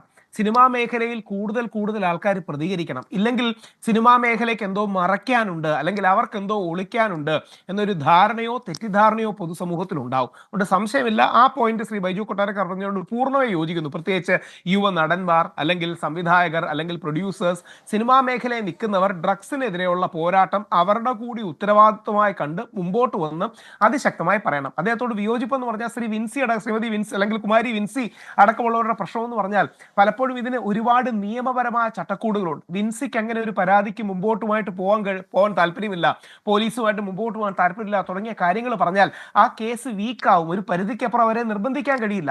അവർ തനിക്ക് നേരിട്ട ഈ ദുരനുഭവം ഇങ്ങനെ വന്ന് പറയുകയും താൻ അവിടെ കൈ കൊടുത്ത് പിരിയാൻ തീരുമാനിക്കുകയാണെന്ന് ആ വ്യക്തി സ്വന്തമായിട്ട് നിലപാടെടുത്താൽ പിന്നീട് ചെയ്യാൻ കഴിയുന്ന വളരെ കുറച്ച് കാര്യങ്ങൾ. അവിടെ പോലീസിന് സ്വമേധയാ അതിൽ ഇടപെടാമെന്നുള്ളത് മറ്റൊരു കാര്യമാണ്. പക്ഷെ രാഹുൽ അതല്ല, അല്ല അതെ, അത് ചെയ്തിട്ടില്ല, അത് വേറെ കാര്യം. പക്ഷെ ഞാൻ ചോദിക്കുന്ന ഈ സിനിമാ സംഘടനകൾ എന്തുകൊണ്ടാണ് ഇതിൽ തണുപ്പൻ സമീപനം സ്വീകരിക്കുന്നത്, അതിനെക്കുറിച്ച് പറയൂ. അല്ല, പക്ഷെ രണ്ട് കാര്യങ്ങളാണ്. സിനിമാ സംഘടനകൾ തണുപ്പൻ സമീപനമാണോ എന്ന കാര്യത്തിൽ സംശയമുണ്ട്. അവരെ കൂടി ബാധിക്കുന്നതാണ്. അവരിൽ ഇപ്പോൾ ശ്രീ സജീവ് അല്ല, തണുപ്പൻ സമീപനം അല്ലെങ്കിൽ പിന്നെ ഈ ഷൈൻ ടോം ചാക്കോയ്ക്ക് ഇത്ര നിർബാധം ഇങ്ങനെ ഇത് തുടർന്ന് പോകാൻ കഴിയുന്നത് എങ്ങനെയാണ്? രാഹുൽ അത് പറയും. നമ്മുടെ സിനിമ എന്ന് പറഞ്ഞ നമ്മുടെ സിനിമ എന്ന് പറയുന്ന മേഖല ഒരുപാട് ബ്രാൻഡ് വാല്യൂ, കലാമൂല്യം, അഭിനയ മികവ്, ഇത്തരം കാര്യങ്ങളെ കൂടി അടിസ്ഥാനപ്പെടുത്തിയാണ്. ഇപ്പൊ ശ്രീ ഷൈൻ ടോം ചാക്കോയെ വിജയുടെ സിനിമയുടെ പേര് ഞാൻ പറഞ്ഞു, തമിഴിലെ പ്രമുഖമായ ഒരു സിനിമയിൽ അദ്ദേഹം അതിന്റെ റോളിലുണ്ടായിരുന്നു. ഷൈൻ ടോം ചാക്കോ എന്തുകൊണ്ടാണ് വിളിക്കുന്നത്? അദ്ദേഹത്തിന് ചില സ്കില്ലും കഴിവുകളും ഒരു നാച്ചുറൽ ആക്ടിങ്ങും കാര്യങ്ങളും ഉണ്ട്. അദ്ദേഹം അല്ലെങ്കിൽ ശ്രീനാഥ് ഭാസി ഗംഭീര ആർട്ടിസ്റ്റാണ്. പക്ഷെ ശ്രീനാഥ് ഭാസിയുടെ സ്വഭാവത്തിലും പെരുമാറ്റത്തിലുമാണ് പ്രശ്നം. അപ്പോൾ ഇവരുടെ കലാമൂല്യവും താരമൂല്യവും ബ്രാൻഡ് വാല്യൂവും ഇവർക്ക് കിട്ടുന്ന കാര്യങ്ങൾ ഒരു റിയാലിറ്റിയാണ്. അപ്പോൾ ഒരു നിർമ്മാതാവിനോട് ഇവരെ വെച്ച് പടമെടുക്കാൻ പാടില്ല എന്ന് പറയാൻ ടെക്നിക്കലി ഒക്കെ ഒരുപാട് പ്രശ്നമുണ്ട്. ശ്രീ സജീവ് നന്ദിയാട്ടൊക്കെ പലപ്പോഴും വിശദീകരിക്കാറുണ്ട്. കോമ്പറ്റീഷൻ കമ്മീഷൻ അടക്കമുള്ള കാര്യങ്ങൾ വരികയും ഒരാളോട് അത് വേണ്ട, ഡിസ്കറേജ് ചെയ്യാം, നിരുത്സാഹപ്പെടുത്താം, പക്ഷെ നോ എന്ന് പറയാൻ പലപ്പോഴും ടെക്നിക്കലിയും നിയമപരമായിട്ടും പറ്റില്ല. അപ്പൊ നമുക്ക് ചെയ്യാൻ കഴിയുന്നത് ഒന്നെങ്കിൽ ഇവരെ നന്നാക്കാം, അല്ലെങ്കിൽ ഇവരെ എടുക്കുന്നത് നിരുത്സാഹപ്പെടുത്താം. താങ്കളിലേക്ക് ഇപ്പോൾ ശ്രീമതി ഭാഗ്യലക്ഷ്മി ടെലിഫോൺ ലൈനിലുണ്ട്. ശ്രീമതി ഭാഗ്യലക്ഷ്മി, നമ്മൾ കഴിഞ്ഞ നാളുകളിലൊക്കെ ചർച്ച ചെയ്ത വിഷയമാണ്. ഇന്നിപ്പോൾ രാവിലെ വന്ന വാർത്ത താങ്കൾ അത് തീർച്ചയായിട്ടും ശ്രദ്ധിച്ചിട്ടുണ്ട്. ഇത് എന്താണ് ഈ മലയാള സിനിമാ മേഖലയിൽ സംഭവിക്കുന്നത് എന്ന ചോദ്യം, എൻ്റെ ഏറ്റവും പ്രധാനപ്പെട്ട ചോദ്യം, ഈ സിനിമാ സംഘടനകളുടെ നിലപാട് എന്തുകൊണ്ടാണ് ഇങ്ങനെയാകുന്നത്? ഒരു തണുപ്പൻ സമീപനം അവർ സ്വീകരിക്കുന്നുണ്ടോ? എനിക്കിതിൽ പറയാനുള്ളൊരു പ്രധാനപ്പെട്ട കാര്യം, ഇത് ആക്ച്വലി എല്ലാ മേഖലയിലും, ഞാൻ ഇന്നലെ ചെന്നൈയിലുള്ള ഒരു സിനിമയുമായി ബന്ധപ്പെട്ട ഒരാളോട് സംസാരിക്കുകയോ പറയാം, നിങ്ങളുടെ കേരളത്തിൽ മാത്രമേ ഇത്രയധികം ധൈര്യത്തോടു കൂടി ഇത്തരം വാർത്തകൾ ചാനലുകൾ പുറത്തുവിടുന്നുമുള്ളൂ, നിങ്ങളുടെ ആളുകൾ, ജനങ്ങൾ എല്ലാവരും ഇതിനെതിരെ പ്രതികരിക്കുന്നത് നിങ്ങളുടെ കേരളത്തിൽ മാത്രമാണ്. അപ്പൊ അതൊരു നല്ല കാര്യമാണ്. കാരണം നമ്മളാണ് ഇവിടെ എപ്പോഴും വളരെ നമുക്കൊരു ഫ്രീഡം ഓഫ് സ്പീച്ച് എന്ന് പറയുകയോ അല്ലെങ്കിൽ പൊതുവിഷയങ്ങളെ നമ്മൾ വളരെ ധൈര്യത്തോടു കൂടിയൊക്കെ നമ്മൾ പുറത്തേക്ക് വരുന്ന ആ നിലയ്ക്ക് നോക്കുകയാണെങ്കിൽ സിനിമയ്ക്ക് വന്നിരിക്കുന്ന ഒരു നല്ല സമയമാണിത്. കാരണം ഇത് വലിയൊരു ക്ലീനിങ് പ്രോസസ്സിലേക്ക് പോകുന്ന മാതിരി എനിക്ക് തോന്നാറുണ്ട്. പക്ഷേ നേരത്തെ നിങ്ങൾ പറഞ്ഞ പോലെ തന്നെ ഇനിയെങ്കിലും സംഘടനകൾ കർശനമായ നടപടി എടുത്തില്ലെങ്കിൽ ഇത് വീണ്ടും ഈ പറയുന്ന മാതിരി ഇപ്പോൾ ഉപയോഗിക്കുന്നവരുടെ എണ്ണം എനിക്ക് നന്നായിട്ട് വ്യക്തമായിട്ട് അറിയാവുന്നത് മലയാള സിനിമയിൽ വളരെ തിരക്കുള്ള പ്രശസ്തരായ ഒരു 25-30 പേരാണ് ഇത് ഉപയോഗിച്ചുകൊണ്ടിരിക്കുന്നത്. ഇതിൽ നിന്ന് ഇത് എണ്ണം കൂടിപ്പോകാതിരിക്കണമെങ്കിൽ ഈ സംഘടനകൾ വളരെ കർശനമായ ശിക്ഷാ നടപടികൾ സ്വീകരിച്ചേ പറ്റൂ. നേരത്തെ രാഹുൽ ഈശ്വർ പറഞ്ഞ മാതിരി അവരെ നന്നാക്കുക, ഈ ഒരാളെ നന്നാക്കുക എന്ന് പറയുന്നത് ഞാൻ നന്നാവണം എന്ന് എനിക്കിവിടെ തോന്നിയാലല്ലേ എന്നെ നന്നാക്കാൻ പറ്റൂ. എനിക്ക് ഞാൻ ചെയ്യുന്നത് തെറ്റല്ല എന്ന് തോന്നിക്കഴിഞ്ഞാൽ എന്നെ നന്നാക്കാൻ ദൈവം വിചാരിച്ചാലും നടക്കില്ല. അപ്പോ അവരെ നന്നാക്കുക എന്നുള്ളതല്ല, അവനെ ശിക്ഷിക്കുക. അല്ല, അത് നന്നാക്കുക എന്നുള്ളതിനപ്പുറത്തേക്ക് ഇവർക്ക് വലിയ പ്രോത്സാഹനം കൊടുക്കുന്ന പോലെയാണ് ശ്രീമതി ഭാഗ്യലക്ഷ്മി എനിക്ക് തോന്നുന്നത്. കാരണം ഇവർക്ക് കൂടുതൽ അവസരങ്ങൾ കിട്ടിക്കൊണ്ടിരിക്കുകയാണ്. ഈ ദുരനുഭവം തുറന്നു പറയുന്ന നടിമാർക്കൊക്കെ അവരെയൊക്കെ മാറ്റി നിർത്തുകയാണ്. അതിന്റെ അർത്ഥം എന്താണ്? ഒരിക്കൽ പോലും എന്തെങ്കിലും ഒരു തരത്തിൽ ഇവർക്ക് ഇത് തെറ്റാണ് എന്നൊരു തോന്നൽ ഈ സംഘടനകൾ ആരും ഉണ്ടാക്കുന്നില്ല. തീർച്ചയായിട്ടും അത് ഞാൻ സമ്മതിക്കുന്നു. കാരണം അതൊരു വലിയ അതായത് പണ്ട് മദ്യപിച്ചിരുന്നപ്പോ നമ്മളൊക്കെ പറയൂ അയാൾ മദ്യപിക്കും, അയാൾ മദ്യപിച്ച് ഷൂട്ടിങ്ങിന് വരും, അയാൾ എപ്പോ നോക്കിയാലും സിഗരറ്റ് വലിക്കും. ഇന്ന് അതൊക്കെ വളരെ സർവ്വസാധാരണ വിഷയമായി. ഇതിപ്പോ ലഹരിയിലേക്ക് കയറി. ഇനി അടുത്തത് ലഹരി എന്ന് പറയുന്നതും ഒരു വലിയ വിഷയമല്ലാതായി മാറും. പക്ഷേ ഇവിടെ അപകടം സംഭവിക്കുന്നത് ആർക്കാണ്? യഥാർത്ഥത്തിൽ നിർമ്മാതാവിനെ സംബന്ധിച്ച് സാമ്പത്തിക നഷ്ടമാണ് നിർമ്മാതാവിന് ഉണ്ടാകുന്നത്. പക്ഷേ അവിടെ പ്രവർത്തിക്കുന്ന സ്ത്രീകളുടെ അവസ്ഥയൊന്ന് ആലോചിച്ച് നോക്കൂ. എന്തൊരു അപകടകരമായ അവസ്ഥയിലേക്കായിരിക്കും സ്ത്രീകൾ ഇനി ഇവിടെ പ്രവർത്തിക്കേണ്ടി വരിക ഇതിങ്ങനെ വിട്ടുകഴിഞ്ഞാൽ. അതുകൊണ്ട് തന്നെ ഈ സംഘടനകൾ എപ്പോഴും ഈ വലിയവരുടെ വിഷയം വരുമ്പോൾ ഒരല്പം മെല്ലെപ്പോക്ക് നയം, അല്ലെങ്കിൽ ഒരു നിശബ്ദത പാലിക്കുക എന്ന പ്രവണത. അല്ല, അതാണ് ഞാൻ ചോദിച്ചത്, തണുപ്പൻ സമീപനമാണോ എന്ന വാക്ക് ഞാൻ ഉപയോഗിച്ചത് അതുകൊണ്ട് തന്നെയാണ്. ഇപ്പോൾ ഈ സ്ത്രീകളോടൊക്കെയുള്ള ഇവരുടെ കരുതൽ എന്താണ് എന്നൊക്കെ നമുക്കറിയാവുന്ന കാര്യമാണ്. പലപ്പോഴും പല വിഷയങ്ങളിലും ഇവർ എടുക്കുന്ന നിലപാടും നമുക്കറിയാവുന്നതാണ്.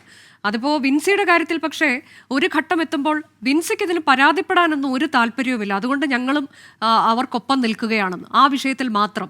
ഭാഗ്യലക്ഷ്മി: അല്ല, വിൻസിക്ക് പരാതിപ്പെടാൻ താല്പര്യമില്ലാതായതിന്റെ കാരണം ഞാൻ പറഞ്ഞുതരാം. കാരണം ഇത് നിയമപരമായി മുമ്പോട്ട് പോകുമ്പോൾ കോടതിയിൽ കേസ് വന്നാൽ ഇതിന് സാക്ഷികൾ വേണം. ആ കുട്ടിയോട് അത്തരത്തിൽ അയാൾ പെരുമാറി. കാരണം ഇത് ഒരു വെർബൽ റേപ്പാണ് എന്ന് പറയാം. ഒരു തരം വെർബൽ റേപ്പാണ്, ഫിസിക്കൽ അല്ല. അപ്പൊ ഈ വെർബൽ റേപ്പ് എന്ന് പറയുന്നതിന് ഒരു സാക്ഷി വേണം.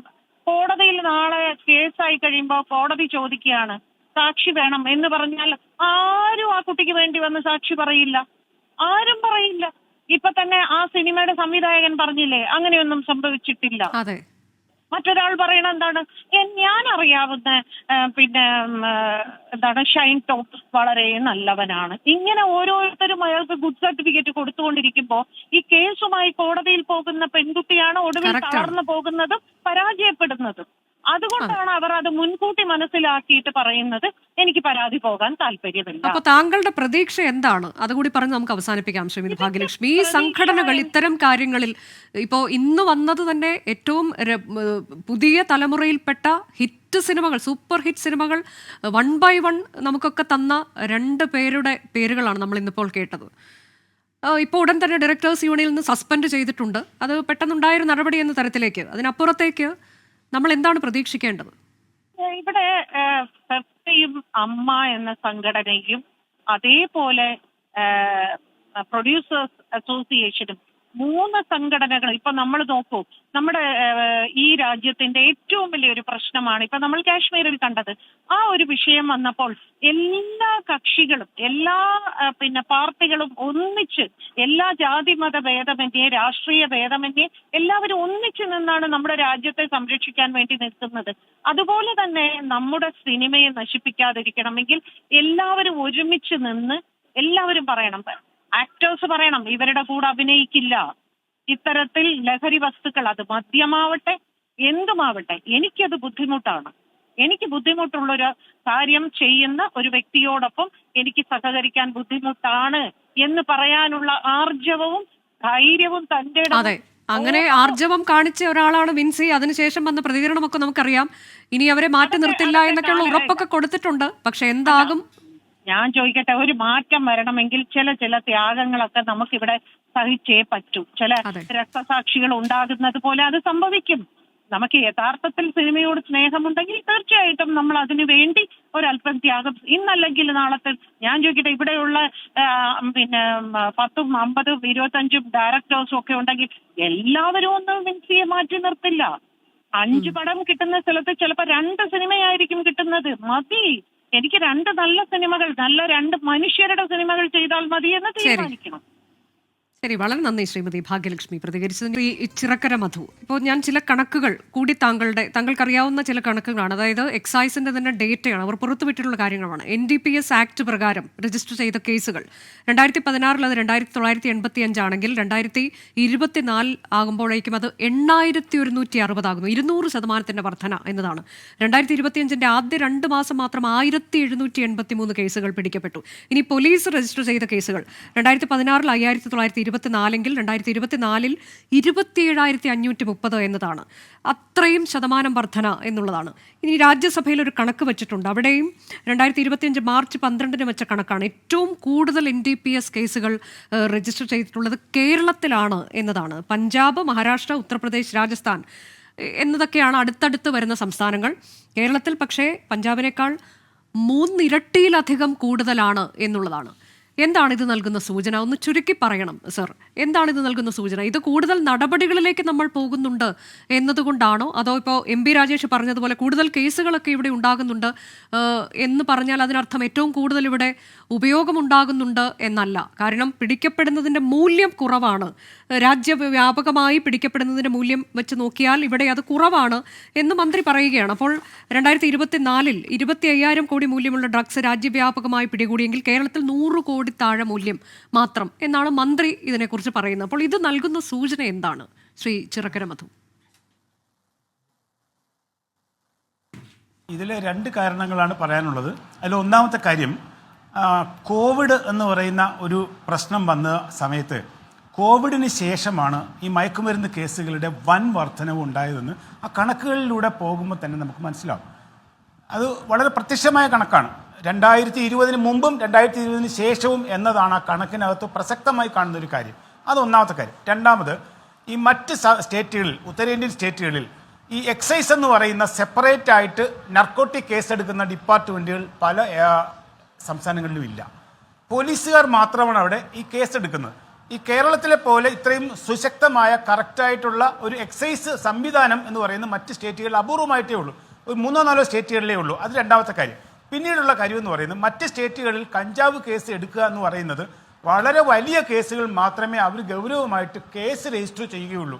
ബാക്കിയുള്ളതൊക്കെ കിട്ടിയാൽ അപ്പോൾ തന്നെ മറ്റെന്തെങ്കിലുമൊക്കെ സെക്ഷൻ ഇട്ട് ഫൈൻ വാങ്ങി അവരെ പറഞ്ഞയക്കുന്ന അല്ലാതെ ഈ കേസ് രജിസ്റ്റർ ചെയ്യാൻ അവർ മെനക്കെടത്തില്ല. കാരണം ഒരു NDPS കേസിൽ 10 ഗ്രാം കഞ്ചാവ് കിട്ടിയാൽ പോലും 21 ഇനത്തിലുള്ള റെക്കോർഡുകൾ തയ്യാറാക്കണം. വെറും 10 ഗ്രാമിനാണ്. ഇത് തയ്യാറാക്കണമെങ്കിൽ സാധാരണഗതിയിൽ ഒരു 4 മണിക്കൂർ 6 മണിക്കൂർ സമയം ഒരു 4-5 പേരുടെ ജോലിയാണ്. ഇതാണ് ഇതിൻ്റെ ഏറ്റവും വലിയൊരു പ്രശ്നം. അതുകൊണ്ട് മറ്റ് സ്റ്റേറ്റുകളിലൊന്നും ഈ മെനക്കേടിനും ഇത് രജിസ്റ്റർ ചെയ്യുന്നതിനും ഒന്നിനും പോകത്തില്ല. മറ്റെന്തെങ്കിലും ഒരു സെക്ഷൻ ഇട്ട് ആ വന്നവരെ ഇന്ന് ഫൈൻ ഈടാക്കി പറഞ്ഞു വിടുകയാണ് ചെയ്യുന്നത്. ഇതാണ് കേരളത്തിലെ എണ്ണം കൂടുതൽ ഉണ്ടാവുന്നതിന് ഒരു കാരണം. അതെ, അത് തന്നെയാണ് എന്റെ ചോദ്യം. അപ്പോൾ അത് ഈ എണ്ണം കൂടുതൽ ഉണ്ടാകുന്നു എന്നുള്ളത് നമ്മൾ കൃത്യമായി കാര്യങ്ങൾ ചെയ്യുന്നു എന്നതിന്റെ ഒരു സൂചനയാണോ എന്നുള്ളതാണ് ഞാൻ ചോദിക്കുന്നത്. മന്ത്രി പറഞ്ഞതുപോലെ മൂല്യം കുറവാണ്, പിടിക്കപ്പെടുന്നതിന്റെ മൂല്യം നോക്കിയാൽ. കറക്റ്റാണ്, അദ്ദേഹം പറഞ്ഞ വളരെ ശരിയാണ്. കാരണം നമ്മൾ 1 ഗ്രാം കിട്ടിയാൽ പോലും കേസെടുക്കും. 1 ഗ്രാമോ 2 ഗ്രാമോ പോലും നമ്മൾ ആരും വിട്ടുകളയത്തില്ല. അത് വളരെ പ്രധാനമായിട്ടുള്ള കാര്യം. പോലീസ് പോലും ഇപ്പോൾ 1 ഗ്രാമോ 10 ഗ്രാമോ കിട്ടിയാൽ പോലും അത് കേസെടുത്ത് രജിസ്റ്റർ ചെയ്യുന്നുണ്ട്. അത് അതിൻ്റെ പ്രശ്നം എന്താണെന്ന് പറഞ്ഞാൽ അങ്ങ് പിടിയിലാവുന്ന ആളിന് രക്ഷപ്പെടുന്നതിനുള്ളൊരു സാധ്യത അവിടെ കൊടുക്കും നമ്മൾ. കാരണം ഇയാൾ ലഹരിമുക്ത ചികിത്സയ്ക്ക് വിധേയനാവാൻ തയ്യാറായാൽ ഇത്തരം കേസുകൾ വിഡ്രോ ചെയ്യുന്നതിന് നമുക്ക് നിയമമുണ്ട്. അതുകൊണ്ടാണ് നമ്മളിത് രജിസ്റ്റർ ചെയ്യുകയും അവനെ നമ്മുടെ പട്ടികയിൽ ഉൾപ്പെടുത്തുകയും ചെയ്യുന്നത്. അതുകൊണ്ടാണ്. അതാണ് ശ്രീ രാഹുൽ ഈശ്വർ ഇപ്പോൾ നേരത്തെ അദ്ദേഹം പറഞ്ഞത് വളരെ പ്രസക്തമായൊരു കാര്യമാണ്, ഈ ചികിത്സയ്ക്ക് വിധേയനാവുക എന്നുള്ളത്. അങ്ങനെയൊക്കെയുള്ളൊരു സാധ്യതയുണ്ടല്ലോ. അത് ഷൈൻ ടോം ചാക്കോയ്ക്ക് മുന്നിലുമുള്ളൊരു സാധ്യതയാണ്. അദ്ദേഹത്തിന് വളരെ മുൻപ് തന്നെ അത് നോക്കാമായിരുന്ന ഒരു സാധ്യതയാണ്. മുൻപ് അദ്ദേഹം പറഞ്ഞതാണ്, കഴിഞ്ഞ ദിവസങ്ങളിലൊക്കെ മാധ്യമങ്ങൾക്ക് മുന്നിൽ അദ്ദേഹത്തിൻ്റെ സഹോദരനുമൊക്കെ പറയുന്നുണ്ടായിരുന്നു, ഡി അഡിക്ഷൻ സെൻറ്ററിൽ പോയതാണ് എന്നൊക്കെയുള്ള കാര്യങ്ങൾ. ഇപ്പോഴും കഴിഞ്ഞ ദിവസവും പോലീസ് അങ്ങനെ ഒരു നിർദ്ദേശം അദ്ദേഹത്തിന് മുന്നിലേക്ക് വച്ചു എന്നാണ് നമ്മൾ അറിഞ്ഞത്. അത് പരിശോധിക്കാമെന്നൊക്കെ പറഞ്ഞു പോയിരിക്കുകയാണ്. ഇനിയിപ്പോൾ എന്താകും എന്ന് നമുക്കറിയില്ല. പ്രത്യേകിച്ച് സിനിമാ സംഘടനകളൊക്കെ ആ ഒരു നിലപാട് കൂടി സ്വീകരിച്ചിരിക്കുന്ന കാര്യത്തിൽ അങ്ങനെ ഒരു മാറ്റത്തിലേക്ക് പോകാനുള്ള സാധ്യത താങ്കൾ കാണുന്നുണ്ടോ? അല്ല, തീർച്ചയായിട്ടും മാറ്റത്തിലേക്ക് പോകാനുള്ള പോസിറ്റീവ് മാറ്റത്തിലേക്ക് കൊണ്ടുവരാൻ നമ്മൾ എല്ലാവരും ശ്രമിക്കണം. എനിക്ക് തോന്നുന്നു സാറ് പറഞ്ഞത് 64 വകുപ്പിനെ കുറിച്ചാണ്. 64A 64DO ആണ് എനിക്ക് സബ്ജക്ട് ടു കറക്ഷൻ. അതായത് നമ്മുടെ ചെറിയ വകുപ്പുകൾ, ചെറിയ ക്വാണ്ടിറ്റി മാത്രമാണ് കയ്യിലെങ്കിൽ നാർക്കോട്ടിക്സിന്റെ ആൾക്കാർ അല്ലെങ്കിൽ അത് പിടിക്കപ്പെട്ട വ്യക്തികൾ തങ്ങൾ ചികിത്സ സ്വീകരിക്കാൻ തയ്യാറാണെന്ന് പറഞ്ഞാൽ അവരെ വിടുന്ന ഒരു ക്ലോസ് ഉണ്ട്. ഇത് ലോകത്ത് എല്ലാ രാജ്യങ്ങളിലും ഉണ്ട്. കാനഡയിൽ ഇതിനെ വിളിക്കുന്നത് ഗുഡ് സമരിറ്റൻ ക്ലോസ് എന്നാണ്. പോർച്ചുഗലിൽ ഡിസ്വേഷൻ കമ്മീഷൻ പോലുള്ള കാര്യങ്ങളുണ്ട്. അവിടെയാണ് നേരത്തെ പറഞ്ഞത് ഇവർ വിക്ടിംസും കൂടെയാണ്. അതായത് ഇവർക്കെതിരെ ശക്തമായി നമ്മൾ അപലപിക്കണം, ഇവർക്കെതിരെ നടപടി എടുക്കണം, ഇവരെ പോലീസ് അറസ്റ്റ് ചെയ്യണം, ഇവർ നിയമ നടപടി നേരിടണം, ജയിലിൽ കിടക്കണം. എന്നാൽ അത് കഴിഞ്ഞ് ഇവരെ രക്ഷിക്കാനുള്ള ഉത്തരവാദിത്വം കൂടെ നമുക്കാണ്. എന്നും ഓർക്കുക, നമ്മുടെ ഒരു സഹോദരനോ സുഹൃത്തോ ഇതിൽ പെട്ടുപോയാൽ നമ്മൾ എന്ത് ചെയ്യും? നമ്മുടെ ഒരു അടുത്ത സുഹൃത്താണ് പെട്ടുപോയത്, നമ്മുടെ ഒരു സഹോദരനാണ് മയക്കുമരുന്നിൽ പെട്ട്, നമ്മൾ എന്ത് ചെയ്യും? അവനെ തള്ളിക്കളയുകയോ തള്ളിപ്പറയുകയോ അല്ല ചെയ്തത്. തീർച്ചയായിട്ടും അവന് ശിക്ഷ കിട്ടണം. പക്ഷേ അവനെ നന്നാക്കി എടുക്കാൻ ശ്രമിക്കും. അങ്ങനല്ലേ ഏതൊരു അച്ഛനും മകനും സഹോദരനും. ചാക്കോയുടെ ഒരു ആറ്റിറ്റ്യൂഡ് ഒക്കെ കാണുമ്പോൾ നമുക്ക് അങ്ങനെ ഒരു നിലപാട് ഇപ്പൊ ഈ കഴിഞ്ഞ ദിവസങ്ങളിൽ ഏറ്റവും ഒടുവിലായി കണ്ടതല്ല ഞാൻ പറയുന്നത്. മാധ്യമങ്ങൾക്ക് മുന്നിലൊക്കെ അദ്ദേഹം കടന്നു പോകുന്നത് അതുവരെ നമ്മൾ കാണാത്തൊരു ഷൈൻ ടോം ചാക്കോയാണ്. അതിനു മുൻപൊക്കെ എങ്ങനെയായിരുന്നു ഷൈൻ ടോം ചാക്കോ എന്ന് താങ്കൾക്കറിയാമല്ലോ. ഇത് ഈ സംഭവത്തിന് ശേഷം അദ്ദേഹം കുറച്ചു ദിവസം ഒളിവിലായിരുന്നു. അപ്പോൾ പോലും അദ്ദേഹം എങ്ങനെയാണ് ഇൻസ്റ്റാഗ്രാമിലൂടെയൊക്കെ ഓരോ പോസ്റ്റ് ഇട്ട് പ്രകോപനം സൃഷ്ടിച്ചുകൊണ്ടിരുന്നതെന്നും താങ്കൾക്കറിയാമല്ലോ. അപ്പോൾ അങ്ങനെയുള്ളതൊന്നും അർഹിക്കുന്ന ഒരാളല്ല ഷൈൻ ടോം ചാക്കോ എന്നതല്ലേ യാഥാർത്ഥ്യം? അല്ല, രണ്ട് കാര്യങ്ങളാണ്. ഒന്ന്, ഷൈൻ ടോം ചാക്കോ ചെയ്തതിന് യാതൊരു ന്യായീകരണവുമില്ല. മോഹൻലാൽ 2020 എന്ന് മറ്റേ സ്വിമ്മിംഗ് പൂളിൽ എടുത്ത് ചാടിയതും ഇയാൾ ബാത്റൂമിലേക്കോ അല്ലെങ്കിൽ വാഷ്റൂമിലേക്കോ ഓടിക്കയറി തിരിച്ചു വരുന്നതും ഒക്കെ ഇട്ട് ആൾക്കാരെ അപഹസിക്കുകയായിരുന്നു. അതുകൊണ്ട് അതിനൊന്നും ഒരു ന്യായീകരണവുമില്ല. പക്ഷെ ആ അമ്മയുടെ കൂടെ തിരിച്ച്, സ്വന്തം അമ്മയുടെ കൂടെ, അതായത് സ്കൂളിലെ ഒരു കുട്ടി പ്രിൻസിപ്പാളിന്റെ അടുത്ത് അമ്മയെ വിളിച്ചു പോകുന്ന ഭാവത്തിൽ ഷൈൻ ടോം ചാക്കോ സ്വന്തം അമ്മയെ കൂടെ കൂട്ടി തിരിച്ചു വരുന്നത് പോസിറ്റീവായ ഒരു നടപടിയാണ്. രണ്ട്, സാധാരണ ഒരാൾ കേസിൽപ്പെട്ടാൽ അയാൾ എന്ത് ചെയ്യും? അയാൾ എങ്ങനെങ്കിലും കേസിൽ നിന്ന് രക്ഷപ്പെടാൻ നോക്കും. ഷൈൻ ടോം ചാക്കോ അപ്പൊ പോലും ഇൻസ്റ്റാഗ്രാമിൽ കളിക്കുന്നത് ഒരുപക്ഷെ ഈ ഹൈ ആയി നിൽക്കുന്നതുകൊണ്ടായിരിക്കും, ഡ്രഗ്സിന്റെ ഇൻഫ്ലുവൻസിലായിരിക്കും. ഷൈൻ ടോം ചാക്കോ എന്ന പ്രതിഭയുള്ള നടനെ, ശ്രീനാഥ് ഭാസി എന്ന കഴിവുള്ള അഭിനേതാവിനെ ഇവരെ തിരിച്ചു കൊണ്ടുവരുന്ന ഉത്തരവാദിത്വം കൂടെ നമ്മൾ ഏറ്റെടുക്കണം. അതായത് ഫിലിപ്പൈൻസിലാണ് ഡ്യൂറ്റർട്ട് എന്ന് റോഡ്രിഗോ ഡ്യൂറ്റർട്ട് എന്ന് പറയുന്ന അവരുടെ പ്രസിഡന്റ് ഈ 7000 പേരെ വെടിവെച്ച് കൊന്നു ഡ്രഗ്സിന്റെ മെനസിന്റെ പേരിൽ. നമുക്ക് അങ്ങനെ ഒരു നടപടി എടുക്കാൻ പറ്റില്ലല്ലോ. അതുകൊണ്ട് ഡ്രഗ്സിൽ പോകുന്നവരും മനുഷ്യരാണ്, അവരെ തിരിച്ചു കൊണ്ടുവരാനൊരു പദ്ധതി വേണം. ഇപ്പോ ഞാൻ ചോദിക്കുന്ന എന്റെ സംശയം ശ്രീ രാഹുൽ ഈശ്വർ, ചില സംവിധായകരെങ്കിലും ഈ പുതുതലമുറയിൽപ്പെട്ട അതിൽ ഒരാളാണ് അഭിലാഷ് പിള്ള, അദ്ദേഹം തിരക്കഥാകൃത്താണ്. അപ്പൊ അദ്ദേഹം പറയുന്ന ഒരു കാര്യം, ഇങ്ങനെയുള്ളവരെ ഞാൻ ഒരിക്കലും ഇങ്ങനെയുള്ളവരുടെ സിനിമയുമായി അസോസിയേറ്റ് ചെയ്യില്ല, അല്ലെങ്കിൽ എന്റെ സിനിമയിൽ ഇങ്ങനെയുള്ളവർ ഉണ്ടാകില്ല എന്ന് പറയുകയാണ്. ആ പറയാനുള്ള ഒരു ചങ്കൂറ്റം എന്ന് വിളിക്കണമെന്നില്ല, അതെ, ആർജവം അതെന്തുകൊണ്ട് കാണിക്കുന്നില്ല? അത് കാണിക്കേണ്ടവർ അത് കാണിക്കുന്നില്ല. ആ നിലപാടെടുക്കാൻ കെൽപ്പുള്ള ആളുകളുണ്ടല്ലോ, അവരത് പറയാതെ എന്തുകൊണ്ട് പ്രൊട്ടക്ട് ചെയ്ത് പൊതിഞ്ഞു പിടിക്കുന്നു എന്നുള്ളതാണ് ചോദ്യം. അവിടെയാണ് അഭിലാഷ് ഭായ് ഒരു സുഹൃത്തു കൂടിയാണ്. അദ്ദേഹത്തിന് നിലപാട് കേട്ടപ്പോൾ വളരെ അഭിമാനവും സന്തോഷവും തോന്നി. കൂടുതൽ ആൾക്കാർ അത്ര ഒരു നിലപാടെടുക്കണം. അങ്ങനെ ചെയ്യുമ്പോൾ ഈ ഡ്രഗ്സ് യൂസ് ചെയ്യുന്നവർക്ക് തങ്ങൾക്ക് അവസരം കിട്ടില്ല എന്നൊരു തിരിച്ചറിവ് കൂടി വരും. ചില ആൾക്കാർ ഡ്രഗ്സിനെ കുറിച്ച് പഠിക്കുമ്പോൾ വ്യത്യസ്ത കാറ്റഗറി ഇട്ടു എങ്ങനെയാണ് ഇതിൽ പെട്ടുപോകുന്നതെന്ന്. പിയർ പ്രഷർ, അല്ലെങ്കിൽ ഒരു കൂട്ടത്തിന്റെ ഭാഗമായി ഞാനും ഇത് ഉപയോഗിക്കുന്നുണ്ടെന്ന് കാണിക്കാനൊക്കെയാണ് ചില ആൾക്കാർ ഇതിലേക്ക് ആദ്യം പെട്ടുപോകുന്നത്. പിന്നീട് അവർ ഹാർഡ് കോർ ഡ്രഗ് അഡിക്ട്സ് ആയി മാറും. അങ്ങനെ ഒരു സംവിധായകനും പ്രൊഡ്യൂസറും ഈ സംവിധാനത്തിൽ നിൽക്കുന്ന ആൾക്കാരും ഇത് പറ്റില്ല, ഞാൻ നിങ്ങളെ ഉപയോഗിക്കില്ല എന്ന് പറഞ്ഞാൽ അവരുടെ ലൈവ്ലിഹുഡ്, ഉപജീവന മാർഗത്തിന് കൂടി ത്രെറ്റ് ഉണ്ടാകും എന്നൊരു തിരിച്ചറിവ് അവർക്ക് വരും. അപ്പൊ ഇത്തരം കാര്യങ്ങളിൽ നിന്ന് പിൻവാങ്ങാൻ ചാൻസ് ഉണ്ട്. നമ്മൾ ഇതിൽ സർവ്വതല സ്പർശിയായ ഒരു നിലപാടെടുക്കണം. അതായത് 2-handed അപ്രോച്ച് എന്ന് പറയും. ഒരു കൈ കൊണ്ട് നല്ല തല്ലും, എന്നാൽ മറു കൈ കൊണ്ട് തലോടി രക്ഷിക്കാനും കൂടി നമുക്കൊരു മനോഭാവം ഉണ്ടാവണം. ഇന്ത്യ മാത്രമല്ല, ലോകത്ത് എല്ലായിടത്തും അങ്ങനെയാണ്. അതുകൊണ്ട് ഇവരെ എല്ലാം തിരിച്ച് നന്നാക്കി കൊണ്ടുവരണമെന്നൊരു ഉദ്യമം വേണം. സഞ്ജയ് ദത്തിന്റെ ഒക്കെ ഉദാഹരണം പറഞ്ഞുകൊണ്ടാണ്. സഞ്ജയ് ദത്തിനെ ഒക്കെ തിരിച്ചു കൊണ്ടുവരാൻ കഴിഞ്ഞു, അതേപോലെ ഇവരെയും തിരിച്ചു കൊണ്ടുവരാൻ കഴിയണം. സഞ്ജയ് ദത്തിനെ പോലെ ഷൈൻ ടോം ചാക്കോ തിരിച്ചു വരട്ടെ എന്നുള്ളതാണ്. ക്ലീനായി ഡ്രഗിനെതിരെയുള്ള ഒരു വാറിയറായി തിരിച്ചു വരട്ടെ എന്നുള്ളതാണ് പ്രാർത്ഥന. ശരി, ബൈജു കൊട്ടാരക്കര, ഇപ്പോൾ ഈ ചില കാര്യങ്ങൾ, അതായത് സെറ്റുകളിൽ പരസ്യമായി തന്നെ ലഹരി ഉപയോഗമുണ്ട് എന്നുള്ളത് പലർക്കും അറിയാവുന്ന കാര്യമാണ്. അതുപോലെ തന്നെ പാക്കപ്പ് പാർട്ടികൾ, അതൊക്കെ ഇപ്പോൾ സർവ്വസാധാരണമാണത്രേ. അതിലൊക്കെ ലഹരി ഉപയോഗമുണ്ട് എന്നാണ് പറയുന്നത്. പക്ഷെ അതിലൊന്നും, അതൊക്കെ നിർബാധം ഇങ്ങനെ തുടർന്നുകൊണ്ടിരിക്കുകയാണ്. ഈ ബോളിവുഡിലൊക്കെ നമ്മൾ കേട്ടിട്ടുണ്ട് സിനിമാ മേഖലയുമായി എങ്ങനെയാണ് ലഹരി മാഫിയയ്ക്കുള്ള ബന്ധമെന്ന്. അവർ ഇതിൽ പണം ഒഴുക്കുന്നുണ്ട്, ചില രംഗങ്ങൾ കൂട്ടിച്ചേർക്കുന്നതിന് വേണ്ടിയൊക്കെയുള്ള അവരുടെ അതിലവർ വിജയിക്കുകയാണ്, അവർ പണം ഒഴുക്കുകയാണ്. അപ്പോൾ ഇത്തരം കാര്യങ്ങളൊക്കെ നമ്മളുടെ മേഖലയിലേക്കും മലയാള സിനിമാ രംഗത്തേക്കും വരുന്നുണ്ടോ എന്ന തരത്തിലേക്കൊക്കെ പല സംശയങ്ങളും ഉയർന്നു വരുന്നുണ്ട്. അതിൽ ഇപ്പോൾ ഒരു കാര്യം ഞാൻ പറഞ്ഞാൽ, ചില സിനിമകളിലൊക്കെ ഇത്തരം അതിപ്രസരം നമുക്ക് കാണാൻ കഴിയുന്നുണ്ട്. ലഹരി ഉപയോഗത്തിൻ്റെ അതിപ്രസരമുണ്ട് പല സിനിമകളിലും. ഇപ്പോൾ ഏറ്റവും ഒടുവിലൊക്കെ ആയി, ഞാൻ സിനിമയുടെ പേരൊന്നും പറയുന്നില്ല, കയ്യടി വാങ്ങിയ സിനിമയിലൊക്കെ എങ്ങനെയാണ് ഇത് കാണുന്നതെന്ന് നമുക്കറിയാം. നല്ല സമയം എന്നൊരു ചിത്രമുണ്ട്, ഒമർ ലുലുവിൻ്റെ ചിത്രമാണ്. അത് എക്സൈസ് ഒക്കെ അതിൽ ഇടപെട്ട് അത് കേസായി, പിന്നീട് ആ ചിത്രം തിയേറ്ററിൽ നിന്ന് പിൻവലിക്കുന്ന സാഹചര്യമൊക്കെ ഉണ്ടായതാണ്. ഇതൊക്കെ കൊടുക്കുന്ന ഒരു തെറ്റായ സന്ദേശമുണ്ട്. മറ്റൊന്ന്, ഇത് എങ്ങനെയാണ്, എന്താണ് നമ്മൾ ഈ ബോളിവുഡിലൊക്കെ കേൾക്കുന്ന തരത്തിലേക്ക് നമ്മുടെ മലയാള സിനിമയിൽ, സിനിമാ രംഗത്തേക്കും ഈ മാഫിയ പിടിമുറുക്കുന്നുണ്ടോ ശ്രീ ബൈജു കൊട്ടാരക്കര? അനുജ, അത് പിടിമുറുക്കുന്നുണ്ടോ? നല്ല പിടിമുറുക്കി കഴിഞ്ഞു നേരത്തെ തന്നെ. അതിൻ്റെ ഉദാഹരണങ്ങളാണ് ഈ സിനിമകൾ ഇത്രത്തോളം ഇങ്ങനെ റിലീസാവാൻ ചിത്രങ്ങൾ ഇരുന്നിട്ട് പോലും ഇങ്ങനെയുള്ള ആളുകളെ കുത്തിത്തിരികെ സിനിമകൾ ഒരുപാട് എടുക്കുന്നതും. ഈ പറഞ്ഞതുപോലെ ഈ ഷൈൻ ടോം ചാക്കോ, ശ്രീനാഥ് ഭാസിയൊക്കെ ചിലപ്പോൾ നല്ല നടന്മാരായിരിക്കാം. നല്ല നടന്മാരാണ് എന്ന് പറയുന്നത് കൊണ്ട് അവൻ കാണിക്കുന്ന വൃത്തികേടിനെല്ലാം കൂട്ടു നിൽക്കണോ ഈ സംഘടനകളും സിനിമാ ഇൻഡസ്ട്രിയും? എവിടെ തിരികെ കൊണ്ടുവരാൻ പോകുന്ന വഴിക്ക് പോട്ടെന്ന് വെക്കണം. അവനെ സിനിമ ഇൻഡസ്ട്രിയിലേക്ക് അടുപ്പിക്കരുത്, അതാണ് വേണ്ടത്. ഈ സംഘടനകൾ, ഞാൻ പറഞ്ഞില്ലേ, ഈ സംഘടനകളെ പോലും ഈ മാഫിയ വിലക്കെടുത്തിരിക്കുന്നു. സ്വർണ്ണക്കള്ളക്കടത്ത് കേസിന് സമയമായപ്പോൾ അതിൻ്റെ പ്രധാന ഒരു സൂത്രധാരൻ മലയാള സിനിമയിലെ ഒരു സംഘടനാ നേതാവിൻ്റെ പടത്തിൻ്റെ പൂജയ്ക്ക് കൊച്ചിയിലെത്തി. അല്ല, ഇപ്പൊ ഇന്ന് തന്നെ ഏറ്റവും ഒടുവിലായി നിർമ്മാതാക്കളുടെ സംഘടന കണക്കൊക്കെ പുറത്തുവിട്ടിട്ടുണ്ട്. അപ്പോൾ മാർച്ചിൽ പുറത്തിറങ്ങിയ സിനിമകളിൽ എമ്പുരാൻ മാത്രമാണ് അത് വിജയിച്ച ചിത്രം എന്ന തരത്തിലേക്ക് കണക്കുകളൊക്കെ പുറത്തുവിട്ടിരിക്കുകയാണ്. ബാക്കി ഒരു ചിത്രവും വിജയിച്ചിട്ടില്ല. അപ്പോൾ ഈ കോടിക്കണക്കിന് രൂപ മുതൽ മുടക്കിയാണ് ഇതെല്ലാം ഉണ്ടാക്കുന്നത് നമുക്കറിയാം. പക്ഷെ അപ്പോഴും ഇതിൽ ഈ കുത്തുപാള എടുക്കുന്ന കഥകളൊക്കെ നമ്മൾ മുൻപ് കേട്ടിട്ടുണ്ട്. നിർമ്മാതാവ് എല്ലാം നഷ്ടപ്പെട്ട് കഴിയുന്ന നിർമ്മാതാക്കളെ കുറിച്ചൊന്നും ഇപ്പൊ നമ്മൾ കേൾക്കുന്നുണ്ടോ ബൈജു കൊട്ടാരക്കര? അത് എന്തുകൊണ്ടാകാം? നഷ്ടത്തിലാണോ എന്ന് പറയുമ്പോൾ അനുജ, അതാണ് ഞാൻ ആദ്യം മുതൽ ഇത് ചർച്ച തുടങ്ങിയ കാലം മുതൽ ഞാൻ പറഞ്ഞുകൊണ്ടിരിക്കുന്ന കാര്യം അതാണ്. ഇത് ഇൻഡസ്ട്രിയെ കുറിച്ച് വളരെ വ്യക്തമായിട്ട് ചില കാര്യങ്ങൾ അറിയാവുന്നതുകൊണ്ടാണ് ഞാൻ പറഞ്ഞത്. ഈ പണം വരുന്നത് എവിടെ നിന്നാണെന്ന് ഈ സർക്കാർ അന്വേഷിക്കണ്ടേ? നമ്മുടെ ഇൻകം ടാക്സ് അന്വേഷിക്കണ്ടേ? ഈ കോടിക്കണക്കിന് പണം പോയിട്ടും ചിരിച്ചുകൊണ്ട് കിടക്കുന്നു പ്രൊഡ്യൂസർ. അതിൽ അഭിനയിക്കുന്ന നടന്മാരും ടെക്നീഷ്യൻസും ഒക്കെ പിന്നെ 1 ഗ്രാം കഞ്ചാവും 2 ഗ്രാം MDMA ഒക്കെ ആയിട്ട് പിടിയിലാകുന്നു. അതെല്ലാം ആകുന്നുള്ളൂ. അവർക്ക് സപ്ലൈ ചെയ്യാൻ കൊണ്ടുവരുന്ന 2.5 കോടിയിലധികം വില വരുന്ന ഹൈബ്രിഡ് കഞ്ചാവുമായിട്ട് തസ്ലിമയെ പോലുള്ള അറസ്റ്റ് ചെയ്യുന്നു. ഞാൻ ശ്രീ ചിറക്കര മധു ഇരിക്കുന്നല്ലോ, താങ്കളൊരു കാര്യം ചോദിക്കട്ടെ. ഈ കഴിഞ്ഞ വർഷങ്ങളിലൊക്കെ ഇപ്പോഴും പറഞ്ഞല്ലോ, ഇപ്പൊ 8000-ഓളം കേസുകൾ ഈ വർഷം കേരളത്തിൽ ഉണ്ടായെന്ന് പറഞ്ഞില്ലേ? നിങ്ങളുടെ ഈ ഡിപ്പാർട്ട്മെന്റ് ഇത്രയും കാലമായിട്ട് ഇതിന്റെ വേരുകൾ അന്വേഷിച്ച് പോയിട്ടുണ്ടോ? ഒരാളെയെങ്കിലും ഇതിന്റെ സപ്ലയറെ നിങ്ങൾ അറസ്റ്റ് ചെയ്തിട്ടുണ്ടോ? ഏതെങ്കിലും ഒരു സപ്ലയറെ അന്വേഷിച്ച് നിങ്ങൾ അതിന്റെ വേര് കണ്ടുപിടിച്ച് അറുത്തെടുത്തിട്ടുണ്ടോ? ഇല്ലല്ലോ. ഈ 1 ഗ്രാം 2 ഗ്രാം കഞ്ചാവ് മാത്രം കോടതി കൊണ്ടുകൊടുത്ത ആളെ രക്ഷിക്കുന്നതല്ല പരിപാടി. അല്ലാതെ ഇതിന്റെ മൂടോട് ഇതിനെ അറക്കണമെന്ന് നിങ്ങളുടെ ഡിപ്പാർട്ട്മെന്റ് തോന്നിയിട്ടുണ്ടോ ശ്രീ മധു?